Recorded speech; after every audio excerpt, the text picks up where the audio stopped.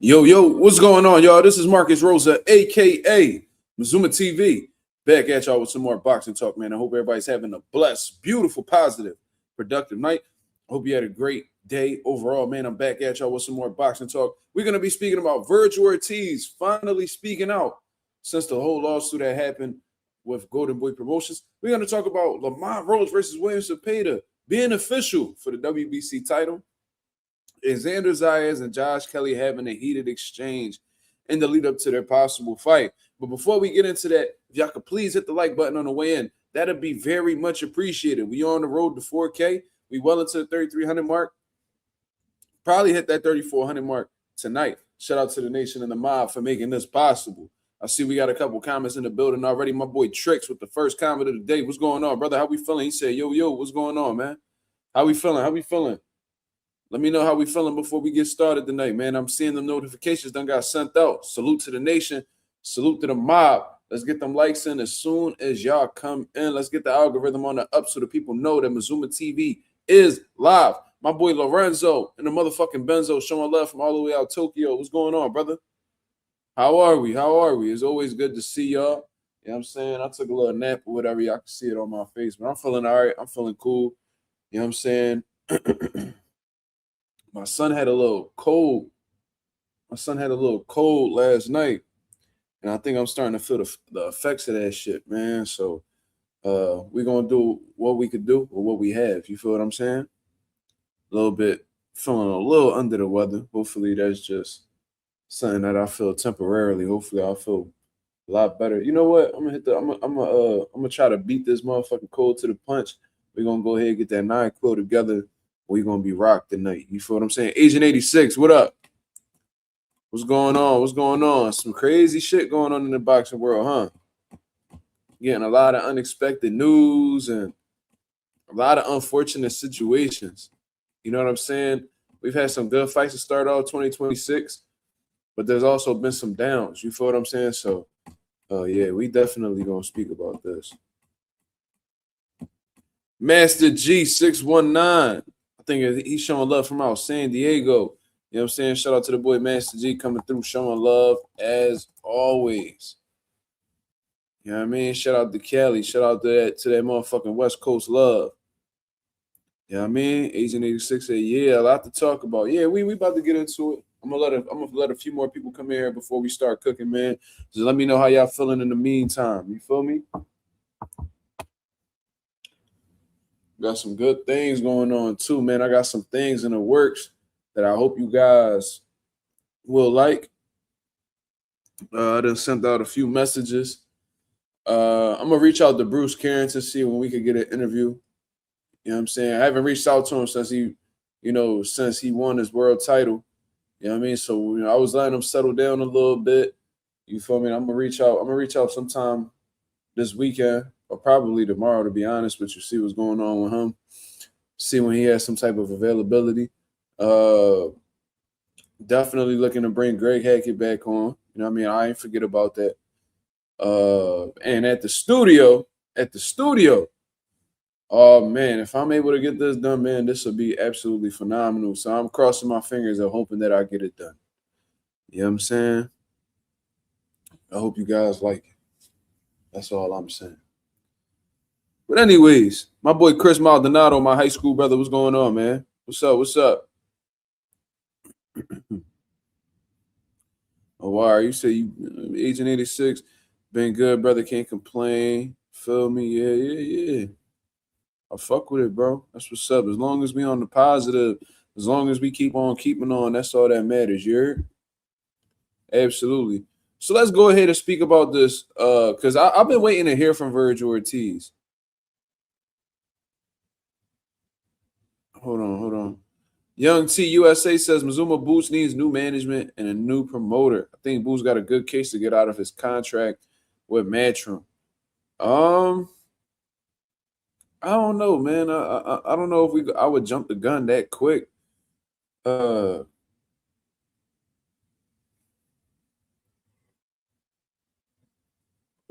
the end of the day, like I've been saying for the last couple of days, it's out of Matchroom's control. It's out of Boots' control that Virgil Ortiz and Oscar De La Hoya getting into it. Let's just give Boots the benefit of the doubt and see what he has coming up. You know what I'm saying? Like, let's see what's going on, because, you know, it's all about availability at the end of the day when it comes to these big fights being made. And Virgil, unfortunately, isn't available. So we have to see exactly when he's going to be able to come back, because you could pretty much stamp that Boots and Virgil's not next. So we have to see what other options are available for Boots, man. Maybe it's Madrimov. Maybe it's Rashidi Ellis. You know what I'm saying? Those are quality opponents, not necessarily the best opponents, to be honest with you, but they're you know, they are of quality. May not be the fights that we want, but they are of quality. So, you know what I mean? I would rather have Boots stay active and keep his momentum alive at 54 rather than sitting and waiting around for somebody hoping that they fight him.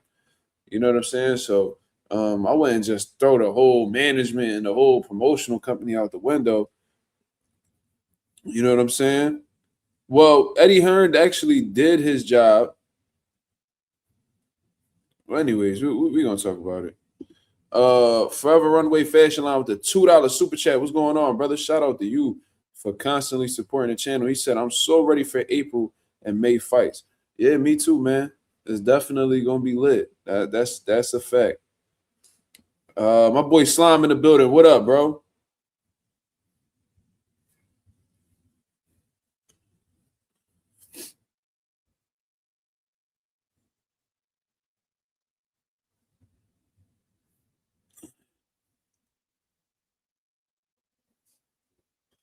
Sorry, y'all. So let's go ahead and get into this statement, Rand. I'm not really trying to speak on that subject that Young T's talking about. We could get into that when we get into the open boxing topics.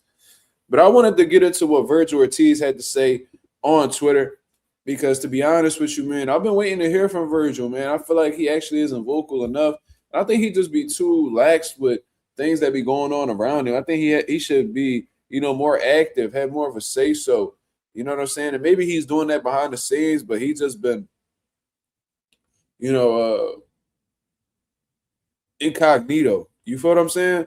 So let's go ahead and see what he says right here. Oh, wow. Look at this. Look at Oscar. Look at Oscar below the tweet. Like, he tripping. Anyways, Virgil Ortiz goes ahead and he says, although the judge didn't see it our way and the fight is blocked for now, my team and I will be moving on to arbitration and to the court appeal. My time with Golden Boy is done. I am confident that the right to move on to opportunities will be upheld. As always, I'm in the gym staying ready. Any 154 champion should do the same. It's only a matter of time. That is the tweet from Virgil Ortiz, man. So he's making it be known right now that, yo, look, man, like, in this instance, Golden Boy was able to get some things going their way, but I'm confident in my stance. And I feel like once this reaches arbitration, I feel like they'll be able to see it my way, and that, he will walk away from this situation as a free agent. The fight is blocked for now, unfortunately, but he's staying in the gym. He's staying sharp. And, this is a warning shot to everybody that once I'm in position, we're going to go ahead and get shit popping. Now, this is what I peep, right? There's only, 3 champions at 154 pounds right now. We got Xander Zayas, we got Josh Kelly, we have Sebastian Fundora.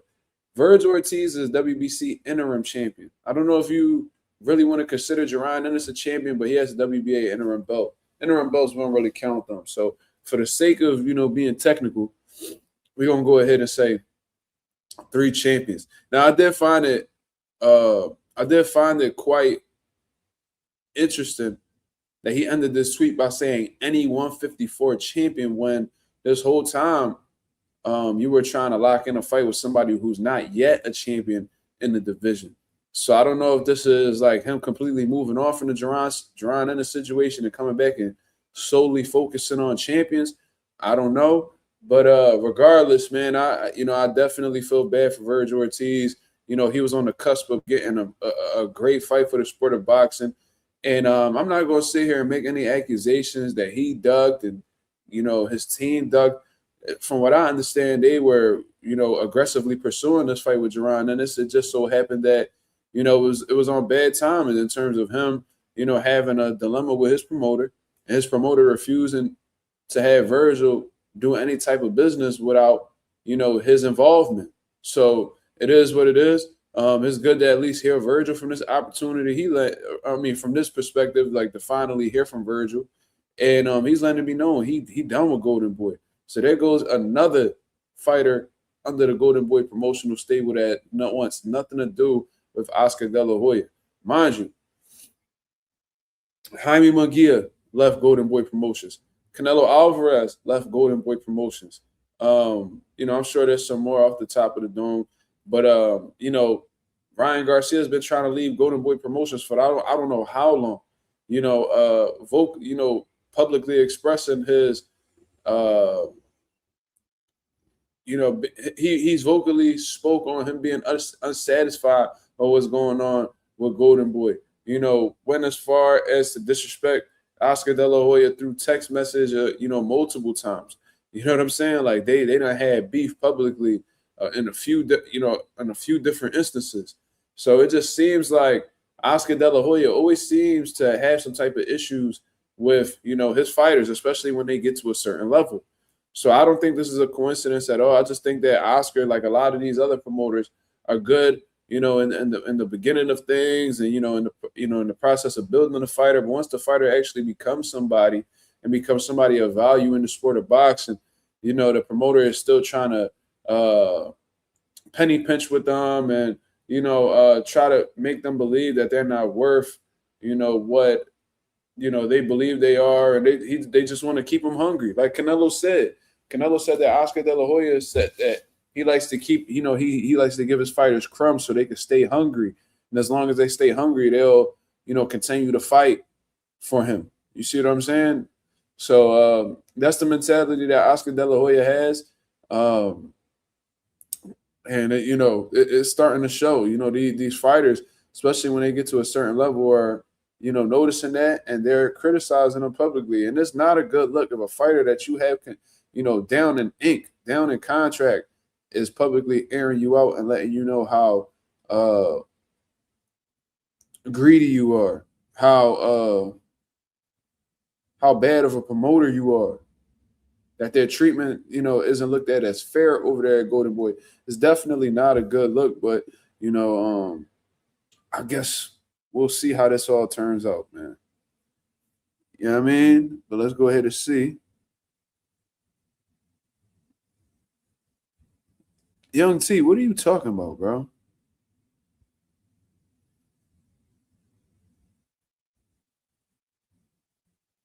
Yeah, Teach, I'm going to pull up Xander's tweets on Josh. I'm just taking one thing at a time. We got to approach topics one at a time, man. We can't be scrambled. We can't be all over the place.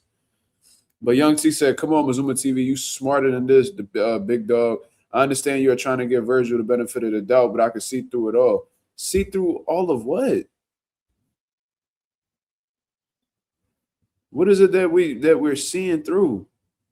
The facts are right here. There's nothing to really read through, bro. Like everything, like the transparency is there. It's public. What is that? What is that we have to see through? I don't get it. And then you over here, like you pretty much calling me dumb. So I'm trying to figure out what you talking about.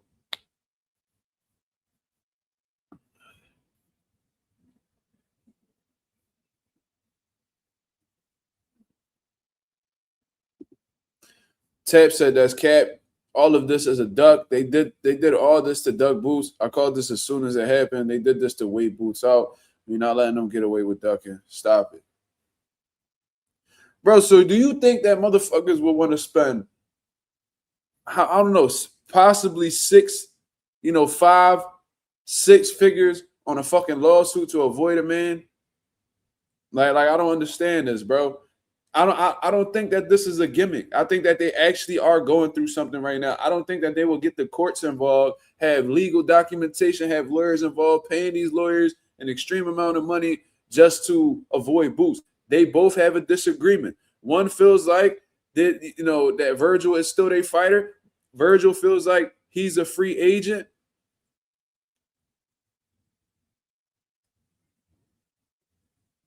Like that, and that's where the discrepancy is at. So I don't know how y'all can sit here and say, you know, and Virgil went, even he attempted to go behind Oscar De La Hoya back to make the fight happen. Oscar got word of it. He put a restraining order on Virgil. Virgil filed an emergency motion to get the fucking restraining order removed so he could go ahead and try to make the fight. The judge didn't allow him to do so. You telling me they're going through that deep as shit in court and spend and really tap their fucking pockets to get shit going in court just to avoid Jaron Ennis? I don't believe that. I'm sorry, I don't. Y'all could get into y'all conspiracy theory bags and claim that this is all orchestrated and all of that, but I just don't agree with that. I don't think they will go. I don't think Oscar and Virgil would take time out of their fucking days when they could be making money to lose money in court and, you know, and go at it in court just to be like, oh, let's have a court battle and spend possibly hundreds of thousands of dollars to, you know, attack each other and ruin our reputations and, you know, ruin our friends, you know, our business relationship just to avoid Jaron Ennis. I don't believe that. Okay, well that's your opinion, bro. I think I don't that don't even sound like something that's anywhere near logical to me. Where's the proof of them going to court, bro? There's literally court documents that are accessible online. So you telling me that didn't come from an official court? Those are false documents. Those are like those documents didn't come from a real court. Like, what are we talking about? Like, what the hell, bro? It's like multi-page court. Like the paperwork is extensive. Like this shit is serious, bro. And on top of that, Oscar is suing Rick Meridian completely outside of this whole situation. So it's like it's like small lawsuits that's involved with this main lawsuit.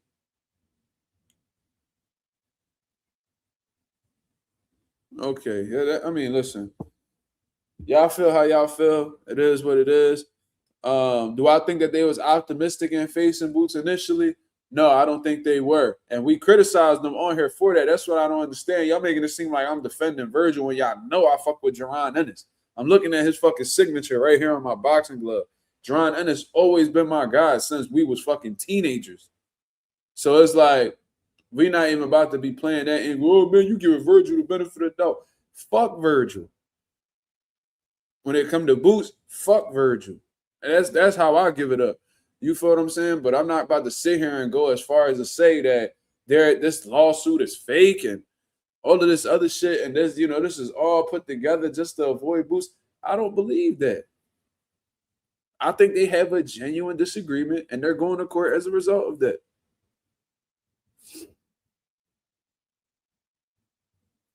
As a matter of fact, y'all can come up right now.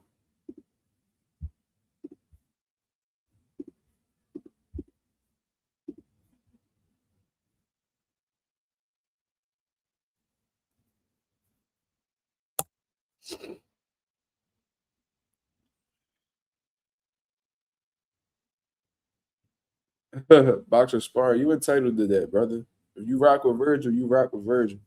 That don't change me rocking with you, brother.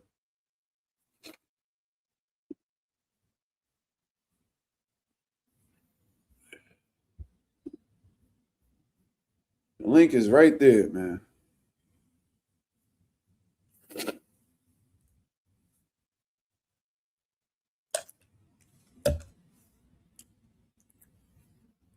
Yes, sir. Shout out to Boxer Sparring. Salute, salute. I put the link right there if anybody want to come through. Y'all keep talking about links, so there goes the link. So now what we doing?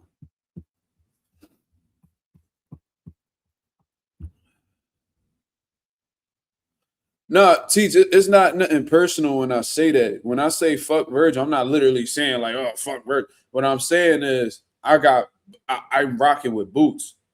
You feel what I mean? Don't take it literal. That's not what it is.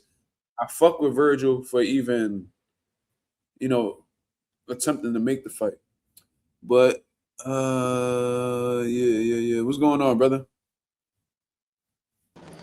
What's good, bro? What's up with you?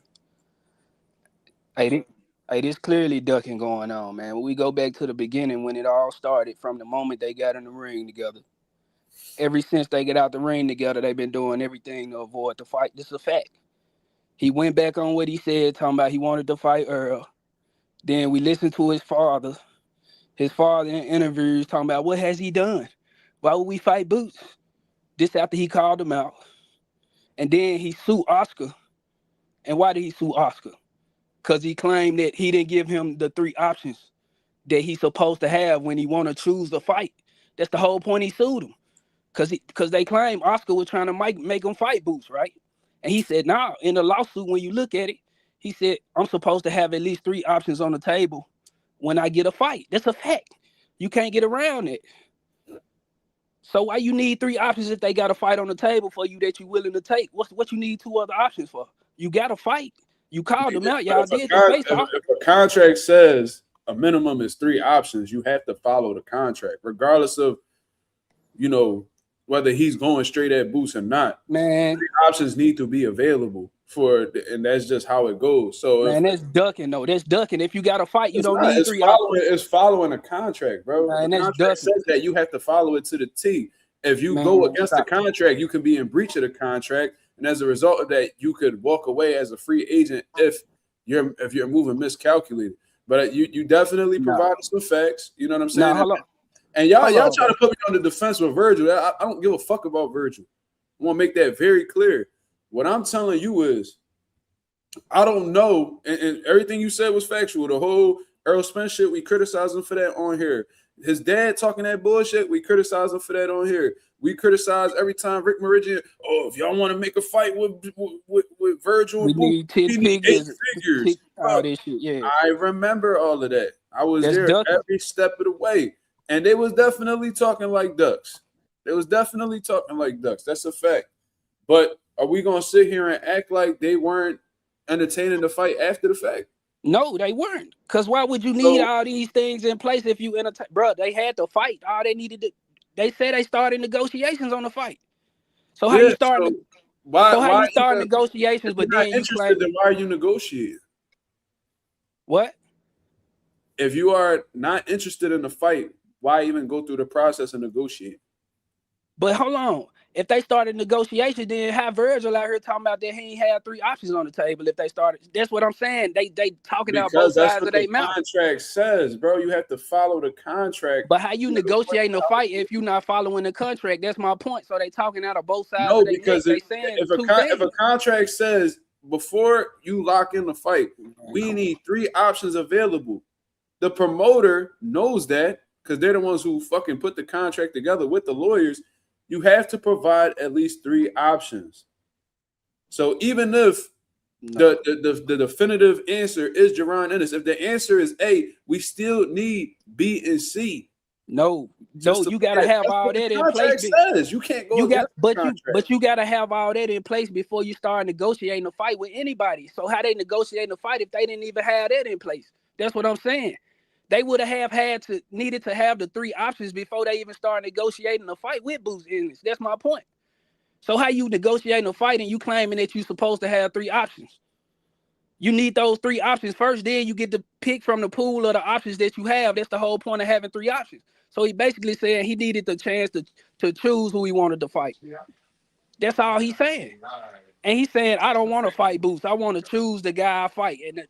And he didn't give me those 2 options. He basically saying they pigeonholed him in the fighting Boots, and he don't want that smoke. That's what he did. So he sued Oscar. And all this just theater. These niggas just I believe it was multiple things. The main angle that they're using in court, because it's not just the 3 options thing. What also plays into the role and what they're attempting to use to become a free agent is the whole network deal situation. So they're saying that Golden Boy Promotions doesn't have a network in place, that they have like a long-term agreement, and in the contract it clearly specifies that if there is no network deal in place, that they could use that opportunity to become a free agent, aka walk away from the deal. So that was like one thing that they had brought up, but the main thing they're really focusing in on, based off of what I read, was the whole network situation. That's why they brought in the COO of the Zone to confirm that Golden Boy and the Zone do not have a network deal set in place. So they're banking on that as an avenue to go ahead and get them out of that contract. Because we know that Golden. What you're also not acknowledging is, oh my God, bro.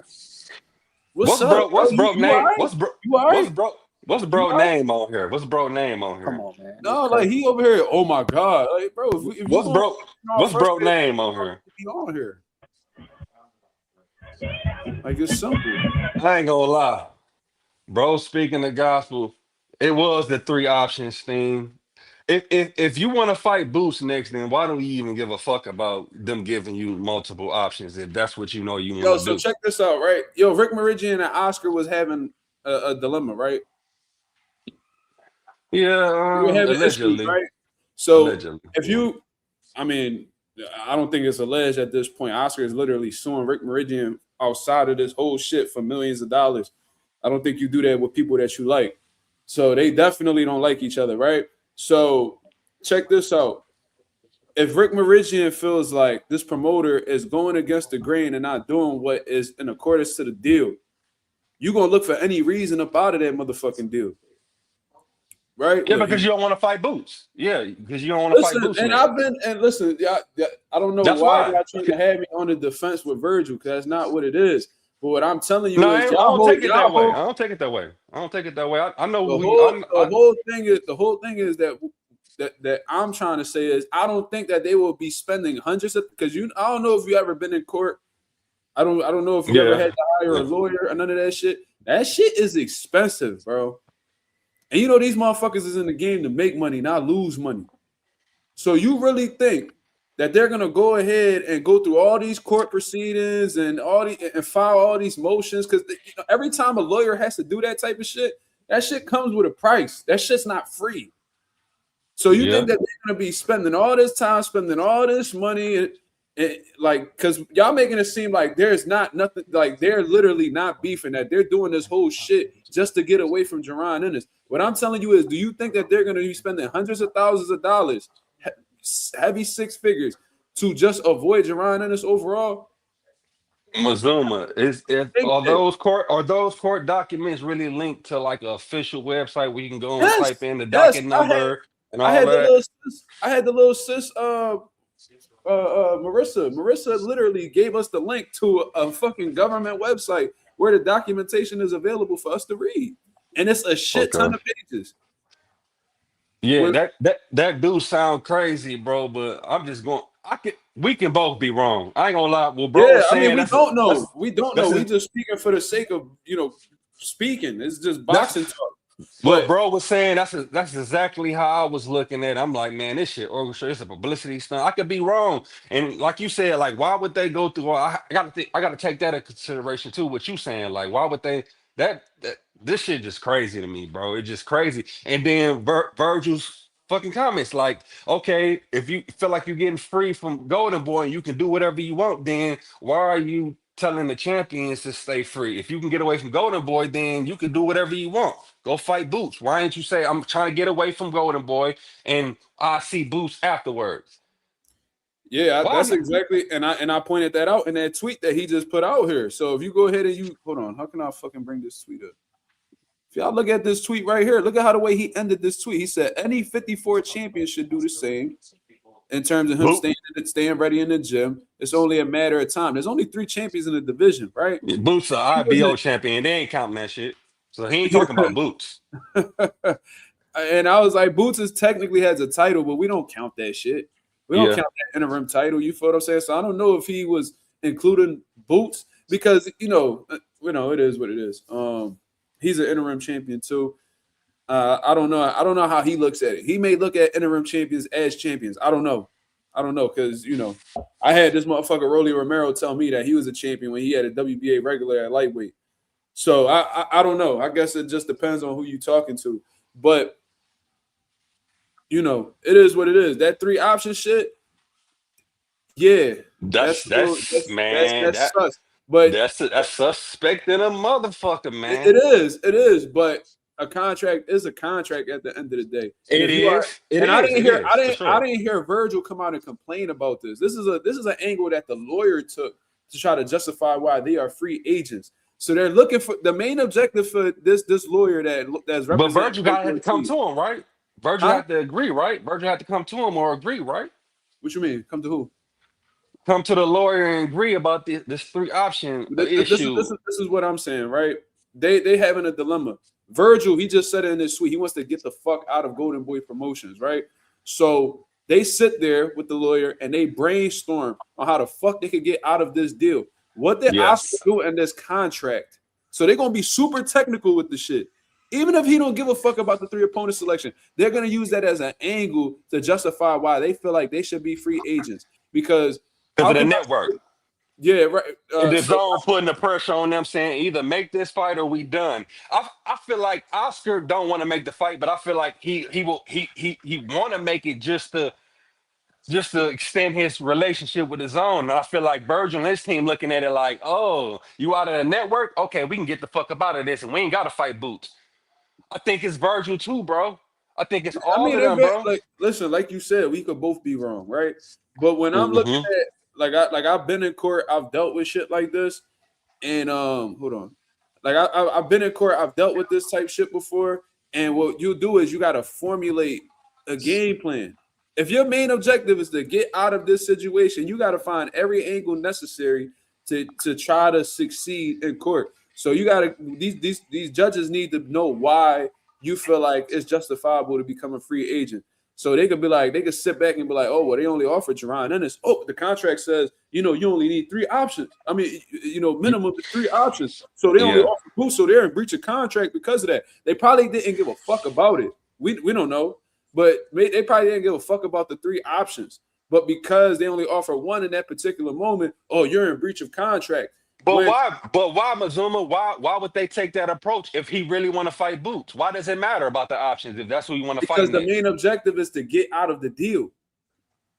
You feel what Get I'm out of the saying? deal and not fight Boots. Possibly.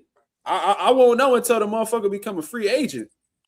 I don't know. I don't know what Virgil's intentions are. Mazuma, you know deep down inside. You're a coach, man. You a lover of the sport, so of course you trying to give motherfuckers the benefit of the doubt and be fair. I get it, bro. I No, get it, bro.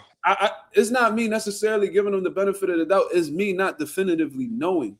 Yeah, that too. Yeah, Because yeah. I've been, like I said, I've been critical of Virgil before. When Virgil dad was over here talking about, who Boots don't like, pretty much like what he said, Boots hasn't done anything. He has to earn his way. It's bullshit. Yeah. Like we held his feet to the fire for that.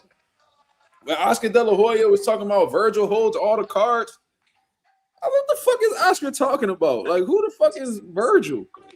You feel what I'm saying? So and then when Virgil was talking about fighting Errol Spence, I'm like, oh no, like he tripping. Mazuma, bro. I was there at that fight, bro. If you ever get a chance, bro, go back and watch when he called Boots. Look at his face, bro. It's like he was forced it. He didn't want to.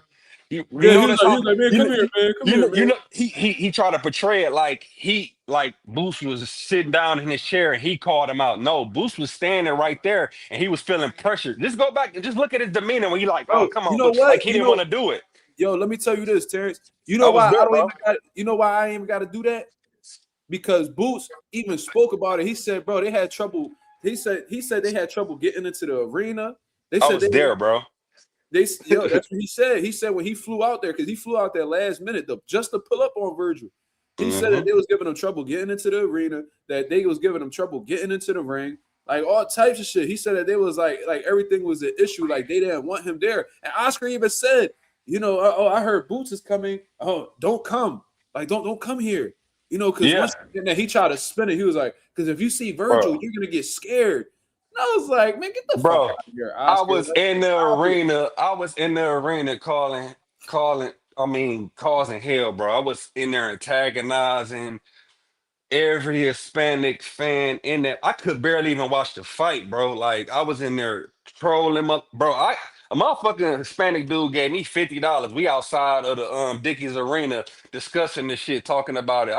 As soon as I walked out, I was walking up on everybody like, Y'all want to bet? Y'all want to bet?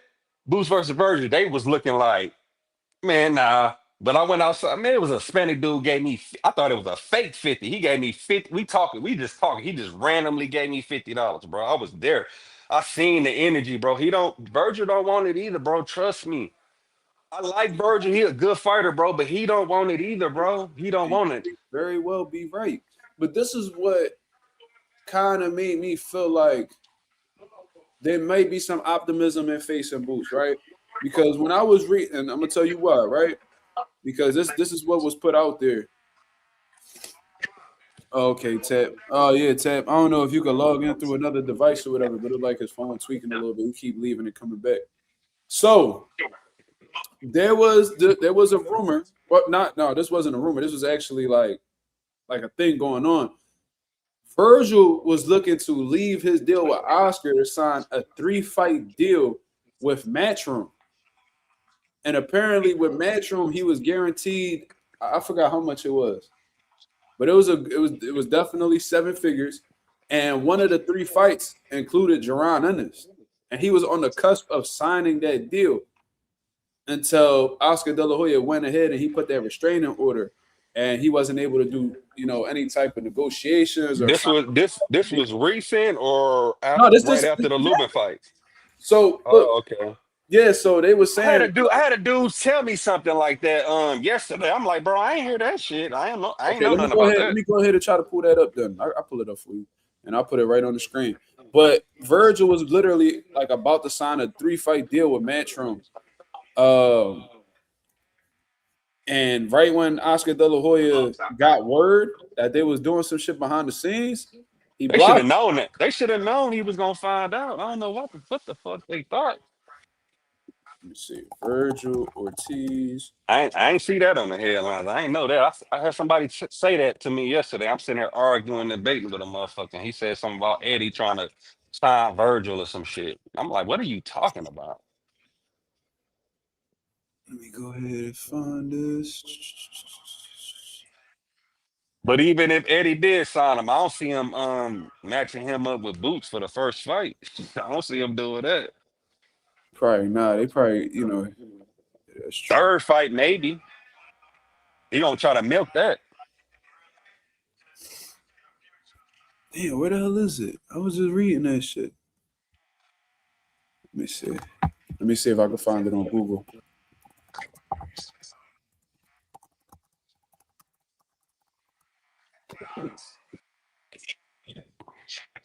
Okay. Let me see.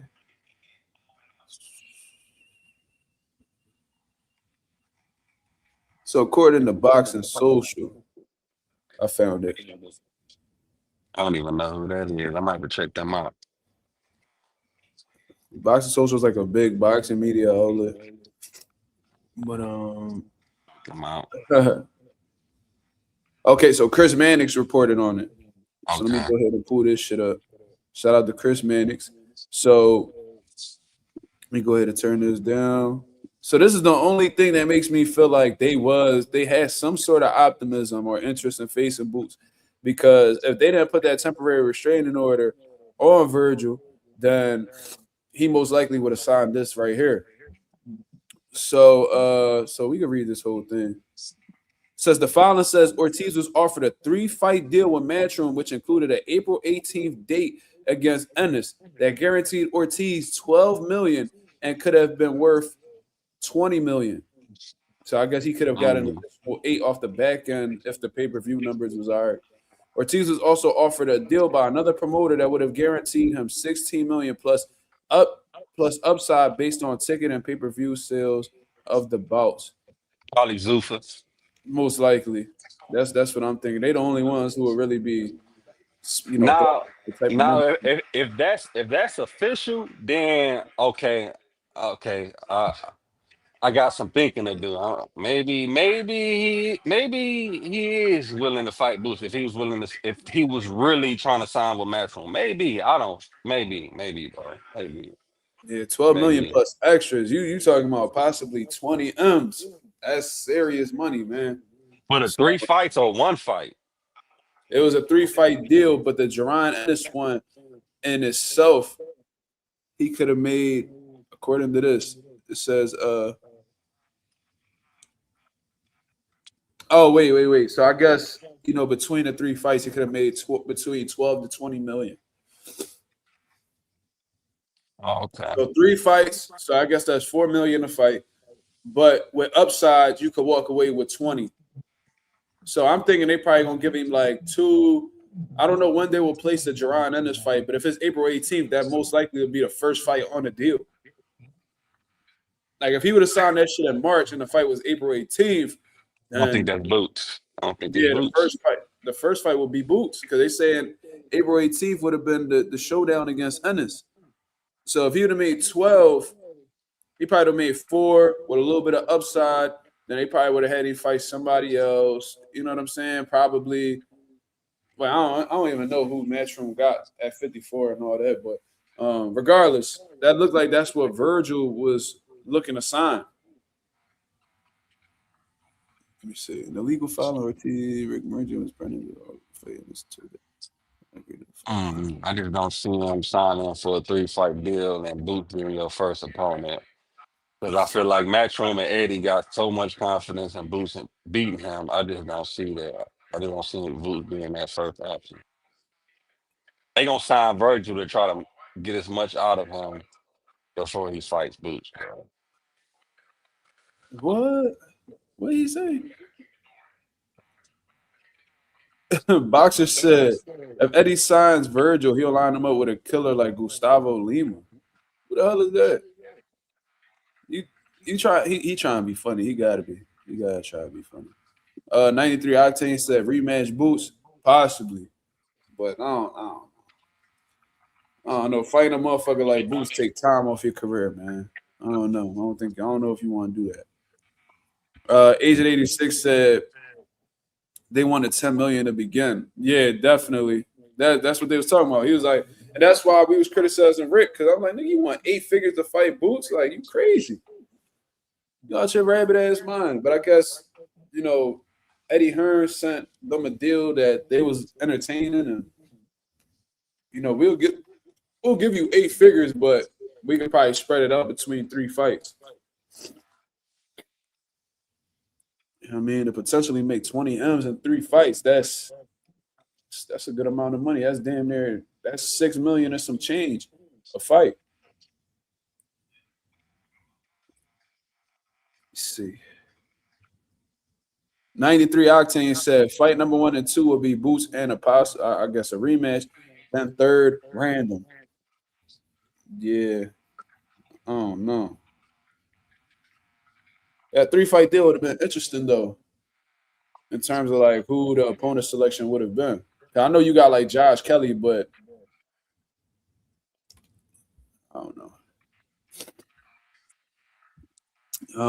Let me see what they talking about. So yeah, see, like all in all, man, nobody really knows like what's really going on. You feel what I'm saying? We don't know exactly what Virgil intentions were or anything of that sort. Maybe, they weren't really too optimistic in facing him. I think they showed signs of that on multiple occasions.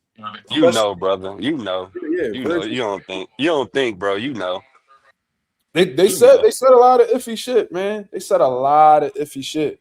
I was like, bro, what's we can make brother, we can make a compilation on the shit they said, bro. Yo, that's a fact.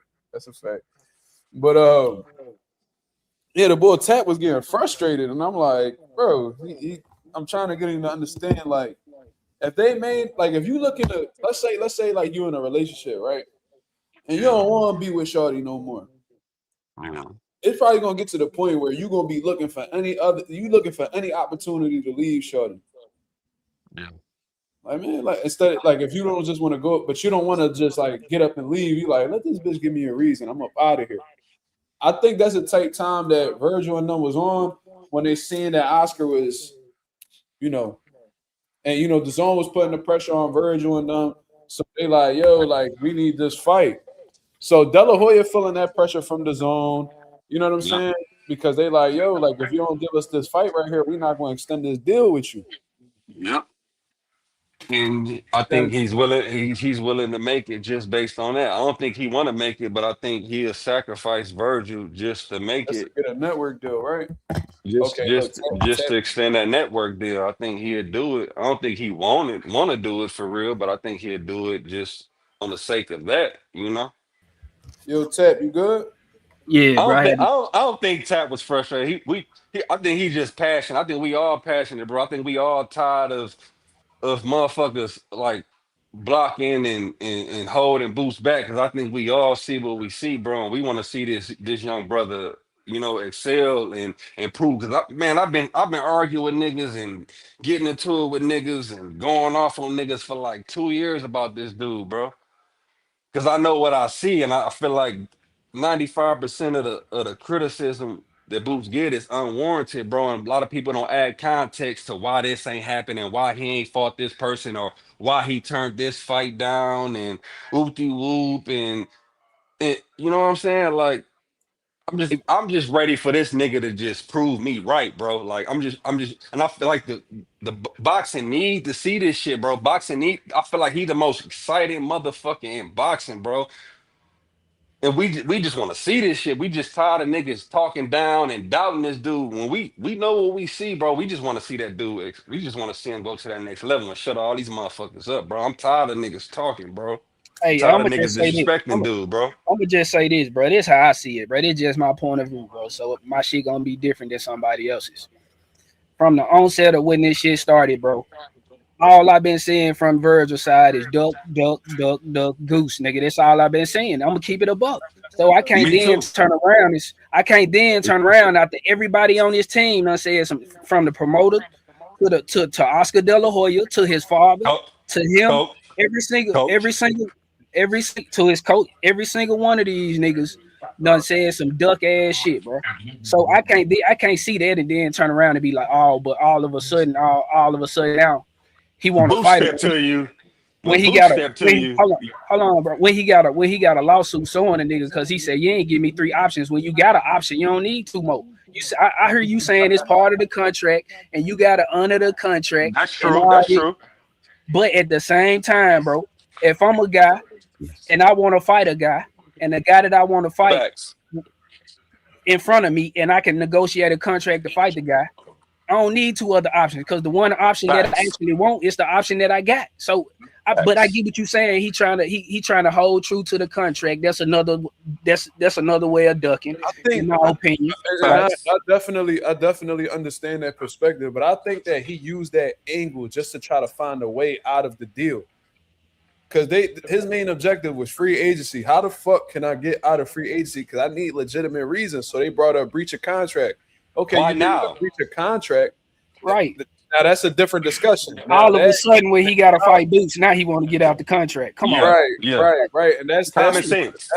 what's messy, right? That's what's messy. And y'all could definitely take that angle and y'all would be justified in doing so. But I think he brought that up. I'm not sure. But I think he brought that up because he's looking to get out of the deal, right? Cool. So breach of contract. How could we come up with reasons for why we feel like this is breach of contract? Oh, well, the zone, they was trying to get us to fight one guy. Oscar De La Hoya only presented one guy when they're supposed to provide 3. So you could use that technicality and be like, oh, that's breach of contract. They were supposed to offer 3. They only offered 1. So it was like some petty shit for real. Duck talk. That's duck talk. Call it what it is, my guys. Duck talk. Duck. You know Duck. it. Come on. Cool. If that's what we going with, then that's what it is. But man, I think he was using that as a technicality to try to get out of the deal. Regardless, it didn't work because as of right now, he's still a Golden Boy fighter. He's still out here making it seem like he's a free agent. But yeah, it's a messy situation for sure. I think there's some shit going on with Oscar. But if you peep, once Golden Boy fighters get to a certain level, they dip.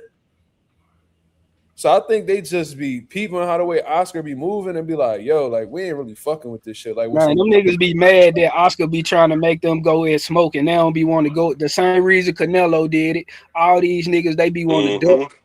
And they mad because Oscar really want to. Well, I can't say that truly because Oscar, he knows what it is, bro. Oscar a real fighter. Oscar was one of the ones. So Oscar know what he see, bro.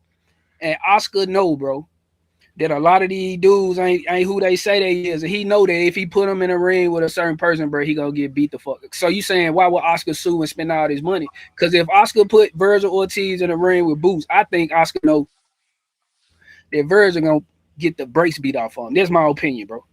Right, and I think he'll lose way more money. And he'll lose way more. But he'll lose way more money if Virgil get beat up. That's the point. He gonna lose a lot of money, bro. I'm talking about throwing a towel type of bad, like bro, beat if him up Boots bad. get in the ring and do Virgil like I think he gonna do him, bro, then he gonna lose a lot of money on Virgil, bro. He gonna be out of the ring for a minute, bro, and he ain't never gonna come back the same. He ain't gonna have this same aura that he got around him now, bro. Because now Virgil got an aura around him. He'll knockout puncher. We ain't never seen him get knocked out. We ain't never seen him get beat pillar to post, as a two-tone be saying. But bro, think about it. If Boots get in there and put paws on the boy, man, then his stock going down, bro. He ain't as dangerous no more. Then he fool for everybody. Then he ain't getting the paydays that he could get before that, bro. So that's what I think is ducking, bro. I hear it in his father's voice. I hear it in his voice. I hear it in his manager voice. That's where I'm at with it. I can't disregard everything I'm saying, bro, and then try to get the benefit of the doubt, bro. It's all of them, bro. I got a lot of comments. I could be wrong, but I got a lot of common sense. I'm gonna just ride with my common sense, bro. From the beginning, from when Boo stepped in that ring, bro, everything that's transpired since then, I'm peeping game and I'm taking everything into consideration. I'm like, nah, these niggas ducking, bro. These niggas ducking, bro. It's Virgil too, bro. It's Virgil too. When they first sued, bro, on God, bro, I said, hey man, this nigga trying to duck. That's the first thing I thought of when I saw a lawsuit, bro. That's without saying anything or what the lawsuit was about, bro. I just said these niggas trying to wiggle out of this Boost fight so they can wait them out with a lawsuit. Because if they in a lawsuit, they ain't gonna have to fight them, bro. I called it, bro. And that's exactly what they doing, bro. They trying to wait them out. Even before that, you have this intense ass face off, and then you go in the back talk about Earl Spence. That told me everything I need to know right then and there. Right. Everything I need to know. It's that simple, bro.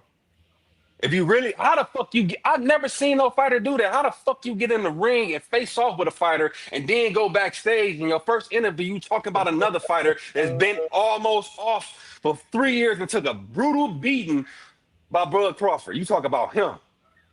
And this is why I think they working together, bro. Because when you see it, they all basically saying the same. Because Oscar, he don't mind taking the grunt. Because he ain't nobody gonna look at him different. He just doing what's best for his fighter, right? But when you look at it, when they was supposedly about to start negotiations, what Oscar do? He switched up everything. He said they already had the fight negotiated. That's what we missing. He said it was already negotiated. 50-50 and 5% to the winner. That's what he said. And then he got to talking about. And then he started talking about 60-40. If y'all want this fight so bad, since y'all want it so bad, that tells me right there you don't want to make the fight because you're trying to make Eddie and Bruce look like they're desperate. Yo, just to add on to what y'all talking. Just to add on to what y'all talking. Nigga. I'm letting y'all cook. Oscar was like, "Oh, we got." I remember he was shooting pool in his crib. He was like, we don't need to fight him next. Like we have. He's options. desperate. He's desperate. Why would you only hold your fighter to one option, Eddie? Right. What? We want you, bitch. What the fuck is you talking about, nigga? And then he went to 60-40. Then he said, since y'all so desperate, take the fight for 60% us and 40% you, basically pricing themselves out of the fight, bro. All of this, but Oscar, he cold with it, bro. You know, Oscar been in the business for a long time. He done had a lot of fun fighters. This is the most legendary duck I've ever seen in my life. I've never seen no shit like this. I've never seen restraining orders, motherfuckers suing to get out of contract. Bro. I've never seen this shit, bro. All this shit is theater to me, bro. When I look at it, bro, from the point of view, bro, I believe this shit playing, bro. They duck. So let me ask y'all this. Do y'all think it's Oscar? Do you think it's management, or you think it's everybody? Bro, it's everybody. They in on it, bro. They in on it, bro. Everybody. Think about it, bro. Think about everything that's been said from every side, from every person on this team, bro. It's all the same, but they just saying it different. It's the only person, right? The only person I feel like that ain't as much is Robert Garcia. That's it. Yeah, exactly. All the mother motherfuckers. Yeah, Oscar. Yo, that's a fact. Robert, the only one who like, I'm with it. He Like, said you know, he said if the fight don't happen next, then he don't know, man. He said that's the fight that should happen next when he be on pro boxing shit. Cause I be watching him.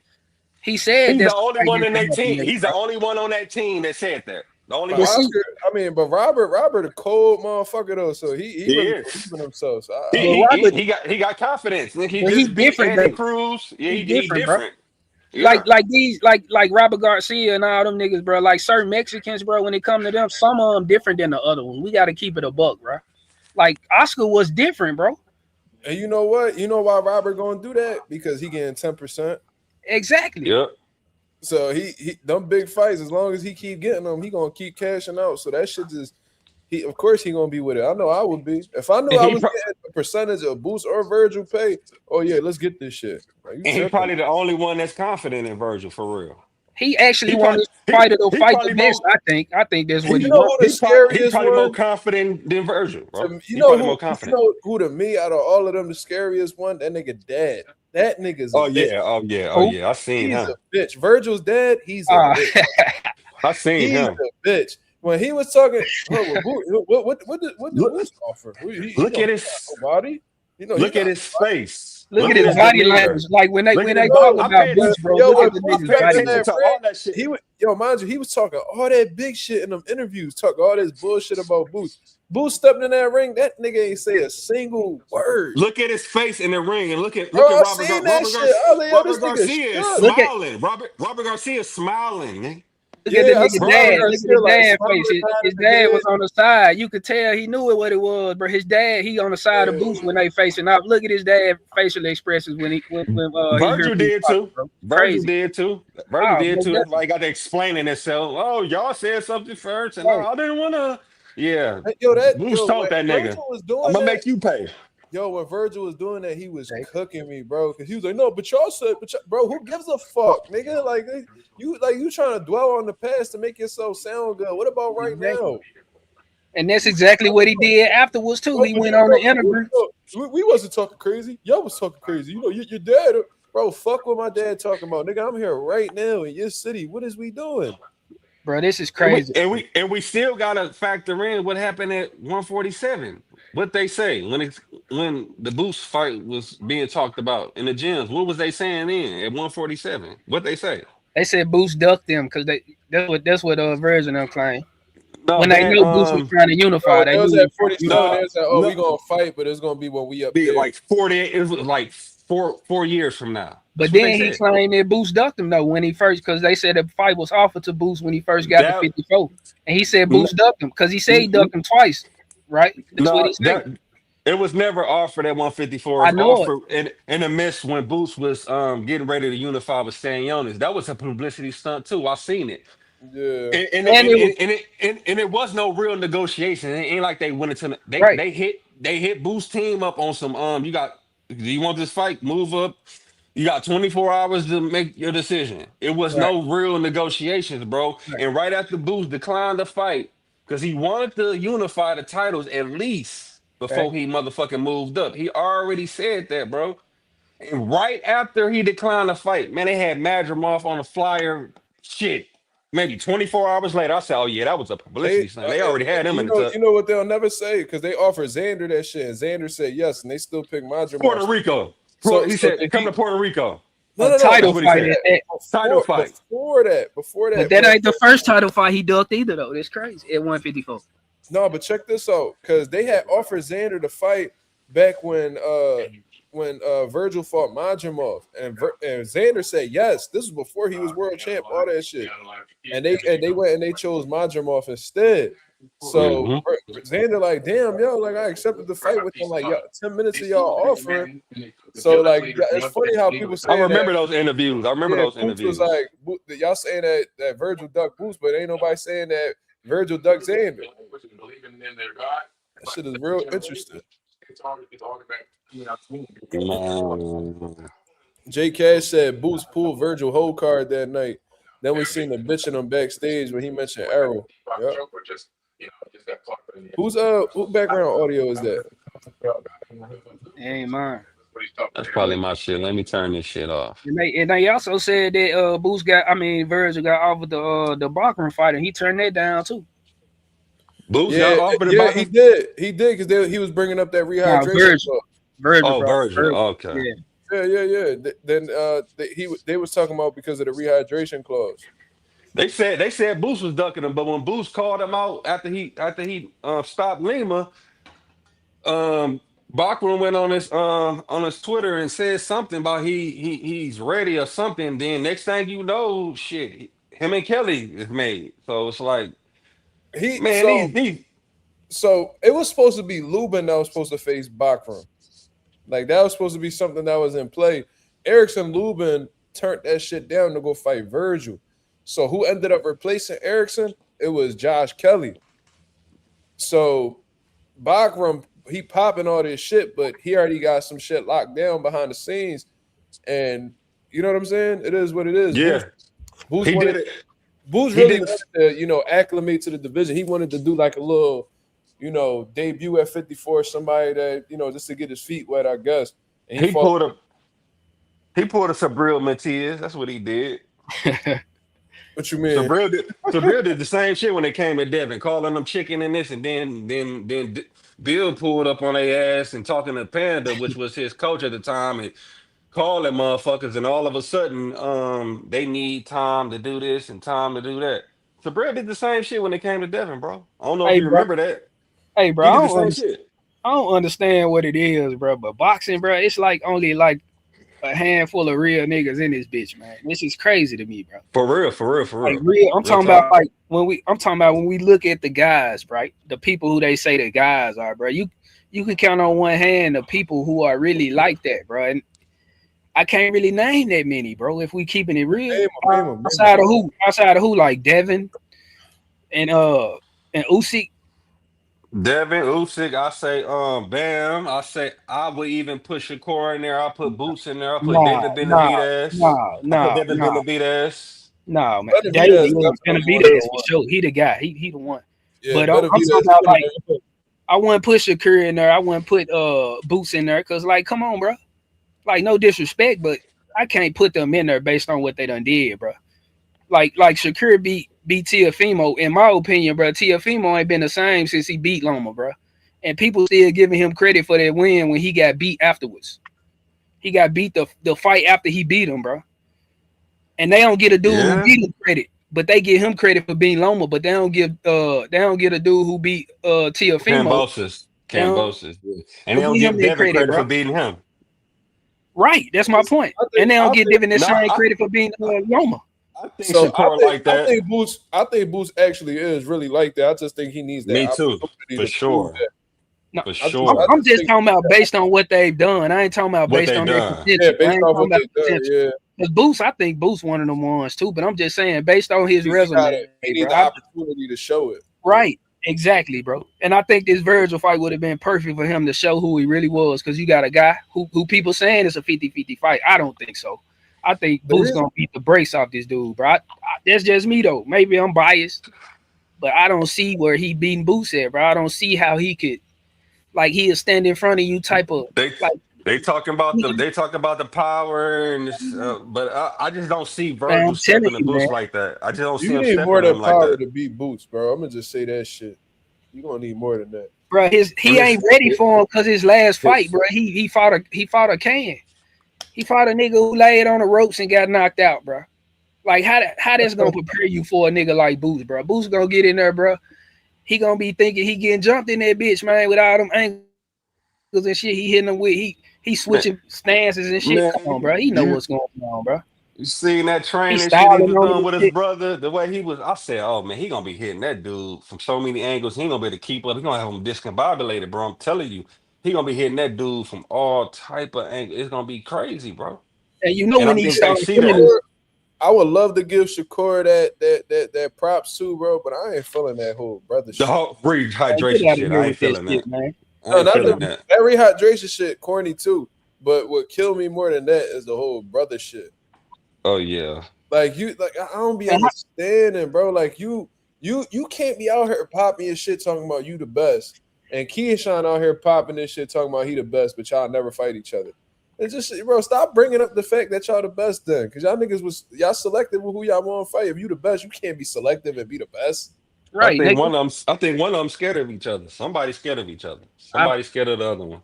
I Man, think they listen, both scared of each other because I think they both know how good each other are, and they man, both know they could potentially lose to each other. In my opinion. listen, yeah, I think so too. I think they both understand that they threats to each other, so they rather be close with each other so they could benefit off of each other, and then just fight everybody else. I think they keep each other close for strategic reasons. You know what I mean? And Shakur really be young boy and Keyshawn. Keyshawn too dumb to peep, but Shakur, I swear to God, Shakur really be manipulating Key. You know what I'm saying? Like, I ain't gonna lie. Y'all remember when Key was chasing Teofimo around? He was campaigning for that Teofimo Lopez fight for forever. And Shakur was trying to get that Tank fight. Tank, you know what I'm saying? He be on his own shit. He be doing whatever the fuck he doing. So then that fight, bullshit. That fight pretty much fell out of Shakur's hands. So now he like, damn, I can't get the Tank fight. What's the next best option? Now, Keyshawn allegedly your brother, right? Like, that's your brother. So the last thing you want to do is step on your brother's toes or take away an opportunity for him to possibly eat, right? And I'm not saying that T.O. would have fought Keyshawn off the rip. Probably not. Probably would have avoided him. I don't know. But he was ranked one in the WBO at 140. I do remember that. Like, he was positioning himself for that title shot just for Shakur to take it. I think Keyshawn more dangerous than Shakur for T.O. Yeah, because Keyshawn to knock him out. Keyshawn punch with more intentions and he hurt him. If Keyshawn fought that Teofimo that Shakur fought, he would have knocked him out. Yeah, he would have stopped him. Shakur hurt him a couple times. Yeah, he did. Exactly. That's my point. So if that's Keyshawn, he going at him. Once he see that he quit, cause it seemed like to me Teofimo quit after like the second, third round, bro. It like he already was defeated. I think in third round he was like, I don't think he quit. I just think he didn't know what to do. Man, I'm talking about mentally, like he quit. I think so. I think he just didn't know what to do, bro. He just didn't know what to do. His daddy wasn't giving him shit. Shit though. He was like, he was confused. He didn't know what to do, bro. I think his daddy wasn't telling him shit. And it definitely don't help when your corner instructions fucking suck. And the nigga drunk and shit. What are you doing, bro? What Hit are him, you bro. doing? Hit him. Where's your power? All that shit. Like he told T.O. that he has to shift him. What the fuck that mean, bro? Like, how you do that? That was worse instruction than what B Norm gave his son. Goddamn, boy. Yo, he definitely told you that. He's like, get the water. Goddamn, boy. You straight? You're gonna hate yourself. You're gonna hate yourself. What? Damn, bro. Hey, man. Hey, bro, come on, bro. If a nigga can get in the ring and do that, I can be a trainer. If that's the case, I can get in there and tell a nigga, fight back, hit him. If that's all you need to be a trainer, bro, come on, man. I don't think I ain't gonna lie. I ain't gonna lie. I'd be surprised that these dads be getting their kids that far, bro. Like, I still be mind fucked that Angel Garcia got Danny that far in boxing. That's true, bro. That's true. Bro, this motherfucker unified. He got one of the best reigns at 140 of like this era, bro. Like the motherfuckers he beat, like the wins. He was the underdog, beating this bull, then move up to 47, get another world title. He in all these big fights. Like, bro, how the fuck did Angel get him this far? Angel don't know what the fuck he's doing. Because he didn't do it. That was based on Danny's natural talent.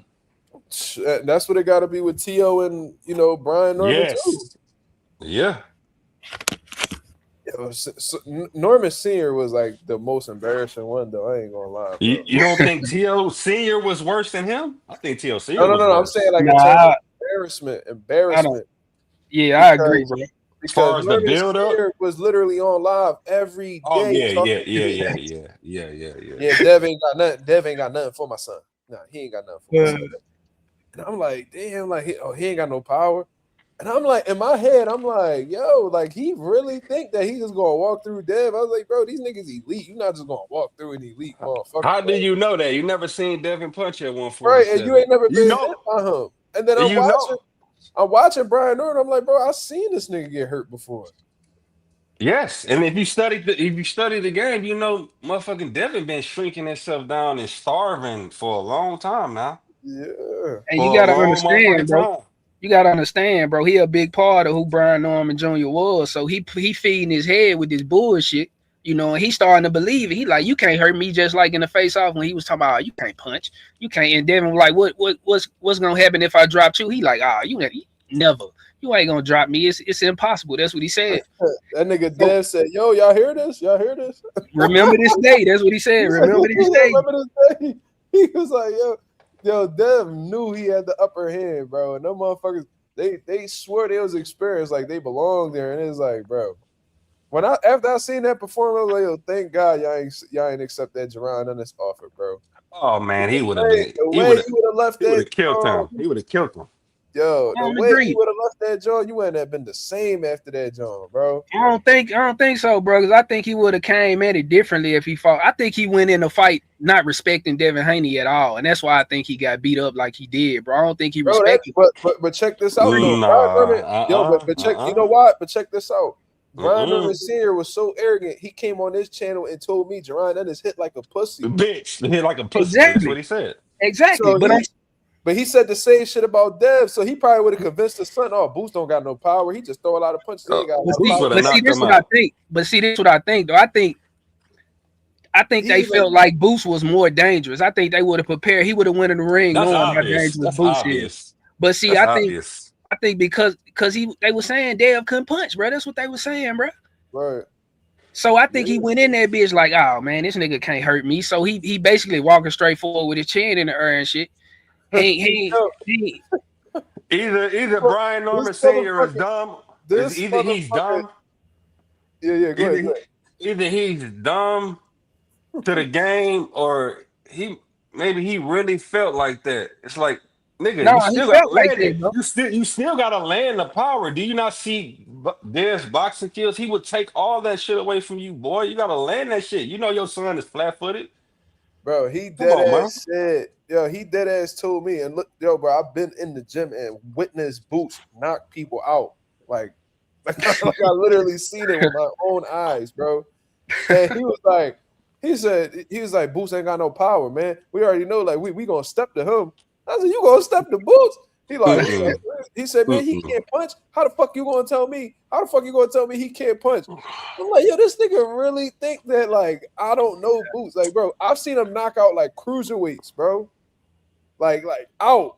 Super middleweights, and this is back way before he was world champion. Like, I've seen him really do this to people. And I'm not talking about like stopping them on their feet, they wobble. I'm talking about like out. Like, and grab the water, get the fucking stool, like get these niggas back awake. Like, sparring over. And it's more than a handful of people that witnessed their sparring sessions that said the same exact thing. Right. And then he even told me, he said, how many times you seen Boots hit somebody and they don't go out? I remember he said that. I'm like, yo, I've seen Boots one punch niggas and put them out in the pros. Yeah. Like, I was like, bro, what is he talking about, bro? Thomas Delorme, that other big swole ass nigga he was fighting when Spence. Yeah, him when Spence was out there. Castillo Clayton was like a top contender at the time at welterweight too. One punch, put him out. I mean, Junior did knock Sasaki out clean, but look how much damage that Sasaki took before he finally went out. And I think that motherfucker was on PEDs or something, bro. The way that motherfucker with his head and why he was like, he looked like he was gassed and he just energized up out of nowhere. But it took a lot of punishment, bro. It took a lot of punishment to get him out of there. So get the fuck out of here. Ain't no one punch. He got hurt by he would have knocked him out with that punch. Man, he would have knocked him out with that punch at any point in the fight if he hit him with that bitch, nigga. I had stayed up to watch that fight. He hit him with everything. Bro, the knockout was so crazy, bro. I screamed, bro. I was like, what the fuck? Because when I seen this shit, I was like, damn. Like, and I thought the nigga died, bro. I thought the nigga hit with some shit too. Bro, I thought the nigga died in that bitch, bro, because they had to stretcher him out, and I ain't seen him move till they like start pulling him out of the ring, bro. Like, that shit was scary, bro. I felt like that when Gervonta did that shit to Leo. I thought we lost Leo, bro. I ain't gonna lie. When I seen that shit live, bro, we was watching that shit at my mom's crib. When I seen that shit live, I'm like, yo, this nigga Leo not moving. I thought, for a moment, I swear to God, I thought we lost Santa Cruz, bro. Right, that was I thought Tank really caught a body. The way he felt lifelessly too. Let's Singer tell it though. We one punch hit a knockout artist. He ain't never did that. Man, Booster made niggas quit on a stool. I think that's better. I'd rather just go ahead and just get knocked out than quit on a stool. I think that's more demoralizing than motherfucking getting knocked out. Standing on his corner was like, nah, we ain't doing this. And motherfucking David Avenesian, man. Quit on that motherfucking stool. He broke his jaw. More. I think he broke his jaw, like his ribs or some shit like that. In his ribs, he broke his jaw, his ribs, and his he broke like 3 parts of his body, bro, in like 5 rounds. That's more demoralizing to me, bro. Like for you to quit. Crazy, oh yeah, for you to quit. You know what's crazy about that? Did you see that YSM interview Boost did? Which one? So, he just put it out recently. So you know the IBF got that rehydration, John, that 10-pound rehydration club. Yeah. Next day weigh-in. Boots had 8. He said he only ate a little bit and he went way above the 10-pound rehydration club. So he said at like 1-2 in the morning, he ran 4.5 miles. The morning of I saw that. Indonesian. He ran 4.5 miles the day up, the morning of the fight, made weight. And then went in there and did that shit to David Evanesian, bro. Bro, I saw that. I was watching his brother Instagram, man. He was like, man, this nigga don't get tired, bro. Like he don't breathe, he don't get tired. He's like, this motherfucker here is different, bro. And I see that, bro. He spar 4-minute. He don't sit down. He don't sit down, bro. He don't sit down. He don't sit down, bro. 4-minute rounds, bro. Yes. Spar 4-minute rounds. So if you do 12 rounds, because he'll do like 12 rounds of sparring times 4, that's 48 minutes. That's literally what, 16 rounds that you do. You don't get tired, bro. Minutes, that's 16 rounds. Like that's what he do. And then like Boost actually lit a life too. So like for all of that work that you put in, that's why they be calling that shit deposits, because over time that shit it piles up. So even if you not in the best shape, you could still have that in you where you could get through those rounds and with experience, pacing yourself and shit like that. They all like that over there, bro. They conditioning is phenomenal. Man, Boost is the hardest working man in boxing, man. That motherfucker ain't got no how life. You gonna say some shit like He that? ain't got no life. Devin be in the gym, but Devin hardest working in boxing is crazy, bro. Come on, Devin worked hard, but Devin got a lifestyle outside of that, bro. I'm gonna tell you, bro. He don't got no life, bro. He ain't got no life, bro. That's all he do, bro. Niggas work hard, man. No, that's a fact. Everybody work hard. I'm telling you, bro. Especially at the highest level. Come on. Right, but Boost really like lit his shit, bro. You know how like niggas be taking like weeks off?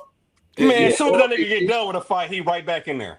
Bro, if this nigga's always in the gym, like you like Boost don't got no fight date or nothing. You'll walk in the gym and he just sitting there in the ring. He preparing like he got a fight, nigga.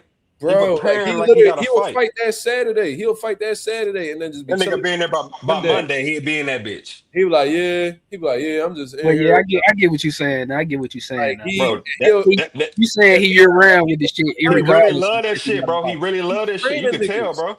I can tell, bro. Yeah, because there's a lot of niggas who not like that. That's true. Yeah. There's a lot of niggas hard. It's a lot of hard workers out. You got David Benavidez. It's a lot of niggas that work hard, but it's a lot of niggas who hard. Yeah, you can tell they got lives outside of that shit. Boost, man, you can tell Boost ain't got no life outside of boxing other than going home to his girl or whatever and kicking it with the family. That's about it, bro. Why you think he's not accessible to interviews and events? He barely go to fights, bro. He barely go to fights because he's so focused and he's so locked, bro. That dude a different beast, bro. I don't know why niggas don't see this shit by now. I don't get it, bro. But I see this shit, bro. Boost would be sitting on the ring just chilling. I'm like, yo, what you doing here, man? Like he had just fought Saturday. He like, man, I'm here, man. I'm gonna just help train the fighters.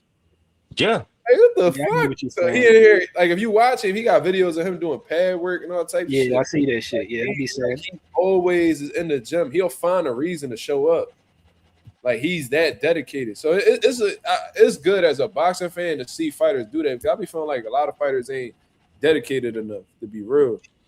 It's the gift and the curse because it's good for his preparation, but for his brand, it's kind of bad because he don't do a lot of like branding himself and promoting himself because that nigga is a superstar in the making. He don't do a lot. He don't pop up on the what's the ring podcast with what's his name, man? Inside the ring with Max Kellerman and all. Inside the ring, he ain't popping up on the. He do little shit with YSM here and there when Yeah. he catch him, but Boots just focus on He fighting, just bro. That's all he want to do, bro. That's all he he want to need do. he need a nigga like Bill Haney on his team, in my opinion, bro. Man, Bill Haney the hey, best promoter in boxing, bro. Mazuma, Yeah, I said that Eddie shit. Hearn be I said popping that his shit. though. But he ain't fucking with Bill, bro, in my Man, bro, opinion. he not man. In Eddie my Hearn opinion. not prioritizing Boots the way he should be, bro. We know Boots is the best fighter on his motherfucking roster. Come on now. I know AJ is the biggest fighter, but I feel like he prioritizing Boots at like 4 or 5. I think he like AJ. Yeah, Connor Dalton Ben, boy, before Smith, he dipped on him. Connor Ben, yeah, AJ, Connor Ben, Dalton Smith, And Josh Kelly. the new I nigga bet, from the UK, I'm what's the gonna say name? this. I'm gonna say this. I bet you that Eddie Hearn regret not cashing Conor ass out now. Feeding him to the Mazuma, wolves. I said the same. I said the Money. same shit. I said the same. I said, man, you protected. I said, I know he's salty now. He did all that shit because he like, one of his last. Maybe that's kind of Ben took that to offense too because he ain't really say like Boots will beat his ass, but somebody asked him about Boots and Connor, and he basically was like, "Oh, they both here." He basically said without saying it word for word, like Man, Bro, all Connor you gotta Ben, do, Connor ain't ready for Boots. That's basically what he said, bro. bro, He was trying to make Connor a superstar. if you go He was look at keeping that away from post, Boots.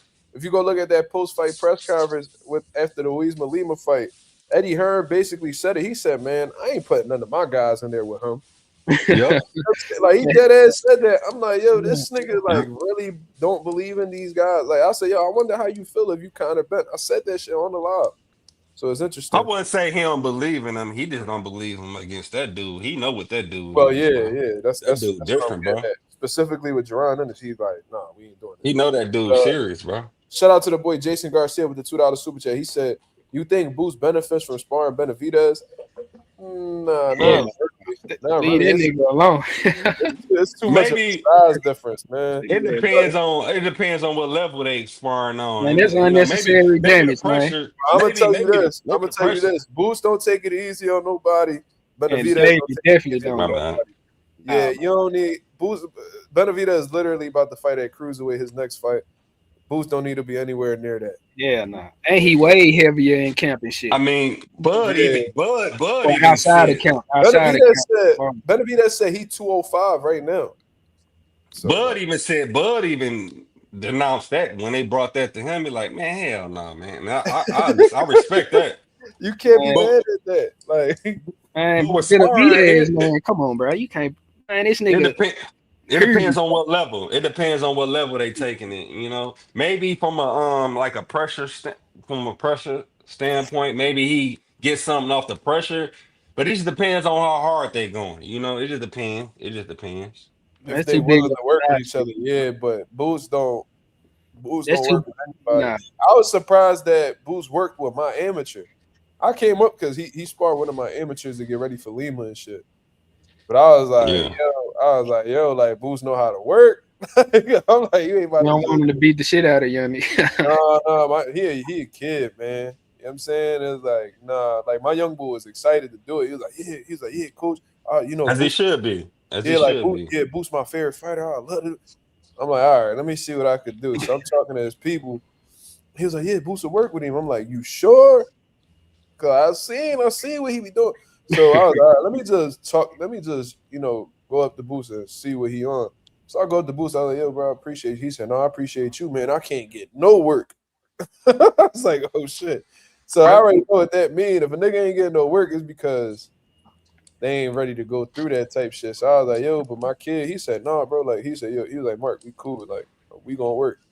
I'm like, all right. Whether if he beat little homie ass or not, that still should have motivated little homie just to get in there with him. You know, that still should have boosted his confidence. Regardless, he got his ass whooping out. No, Like what you was got in there with crazy Boots, and you an was amateur. Boots kind of hurt my young boy by accident. So that's the type sharp shit that Boots is. Like Boots the type nigga who is so sharp that he can literally hurt you by accident. Like He can take it easy and still beat the fuck out of you, basically. Yeah, like he still run you into a shot you don't see. Like I'm telling y'all, so like they did 4 rounds, but it was 4 minutes, so it was literally 5 rounds of some change.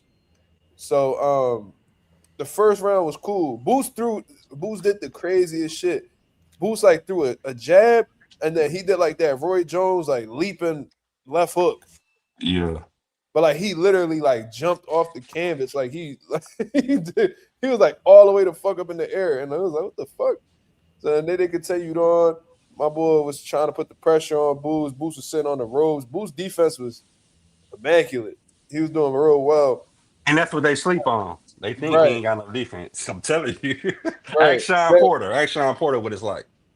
Yeah. I heard about that shit too. Man, Sean Porter be getting beat up by everybody. Fuck Sean Porter. Nah. We ain't gonna do no Sean Porter slam. That I fuck with Sean Porter. That nigga a dog, man. He a dog, bro. That's the only thing I really respected about Sean was that he was a dog. I ain't like niggas get props for that. You don't get props for being bad and gutting it out. Why not, man? It's boxing, man. You gotta get props for being tough and being a dog, man. You gotta get some type of props. Sean really fought everybody though. Exactly. When people say only one.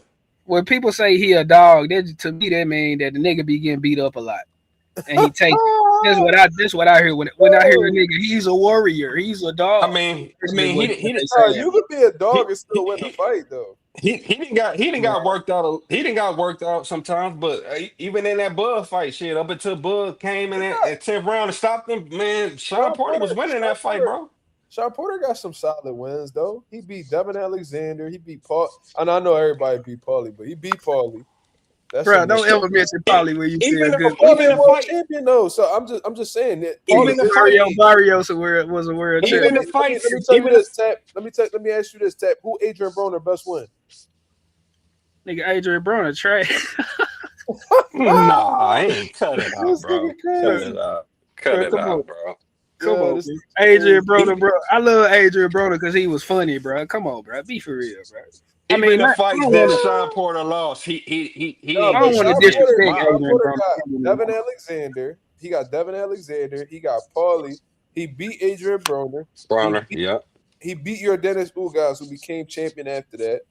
That was close though. And he beat Danny Garcia. That's a 2-division world champion. Like he got some. Him and Spence was close. Shit. Him and Spence was close as a motherfucker. If it wasn't for that knockdown, who knows? Man, it was close.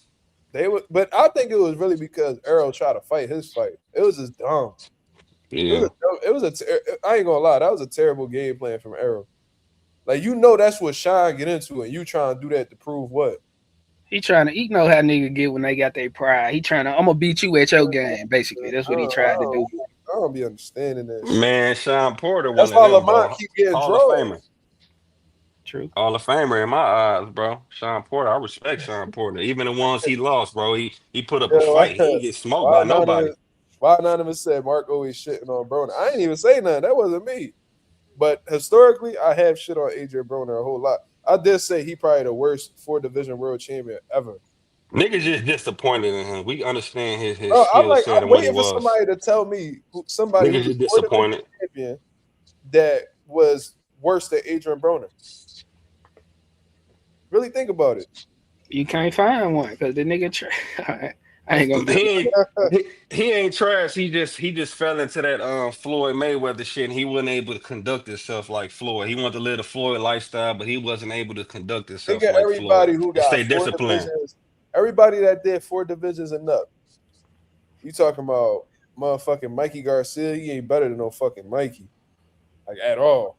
Mikey only lost to Arrow and fucking Sandor Martin. Adrian Broner ain't better than Mikey Garcia. No, I said he's not better than Mikey Garcia. He's not.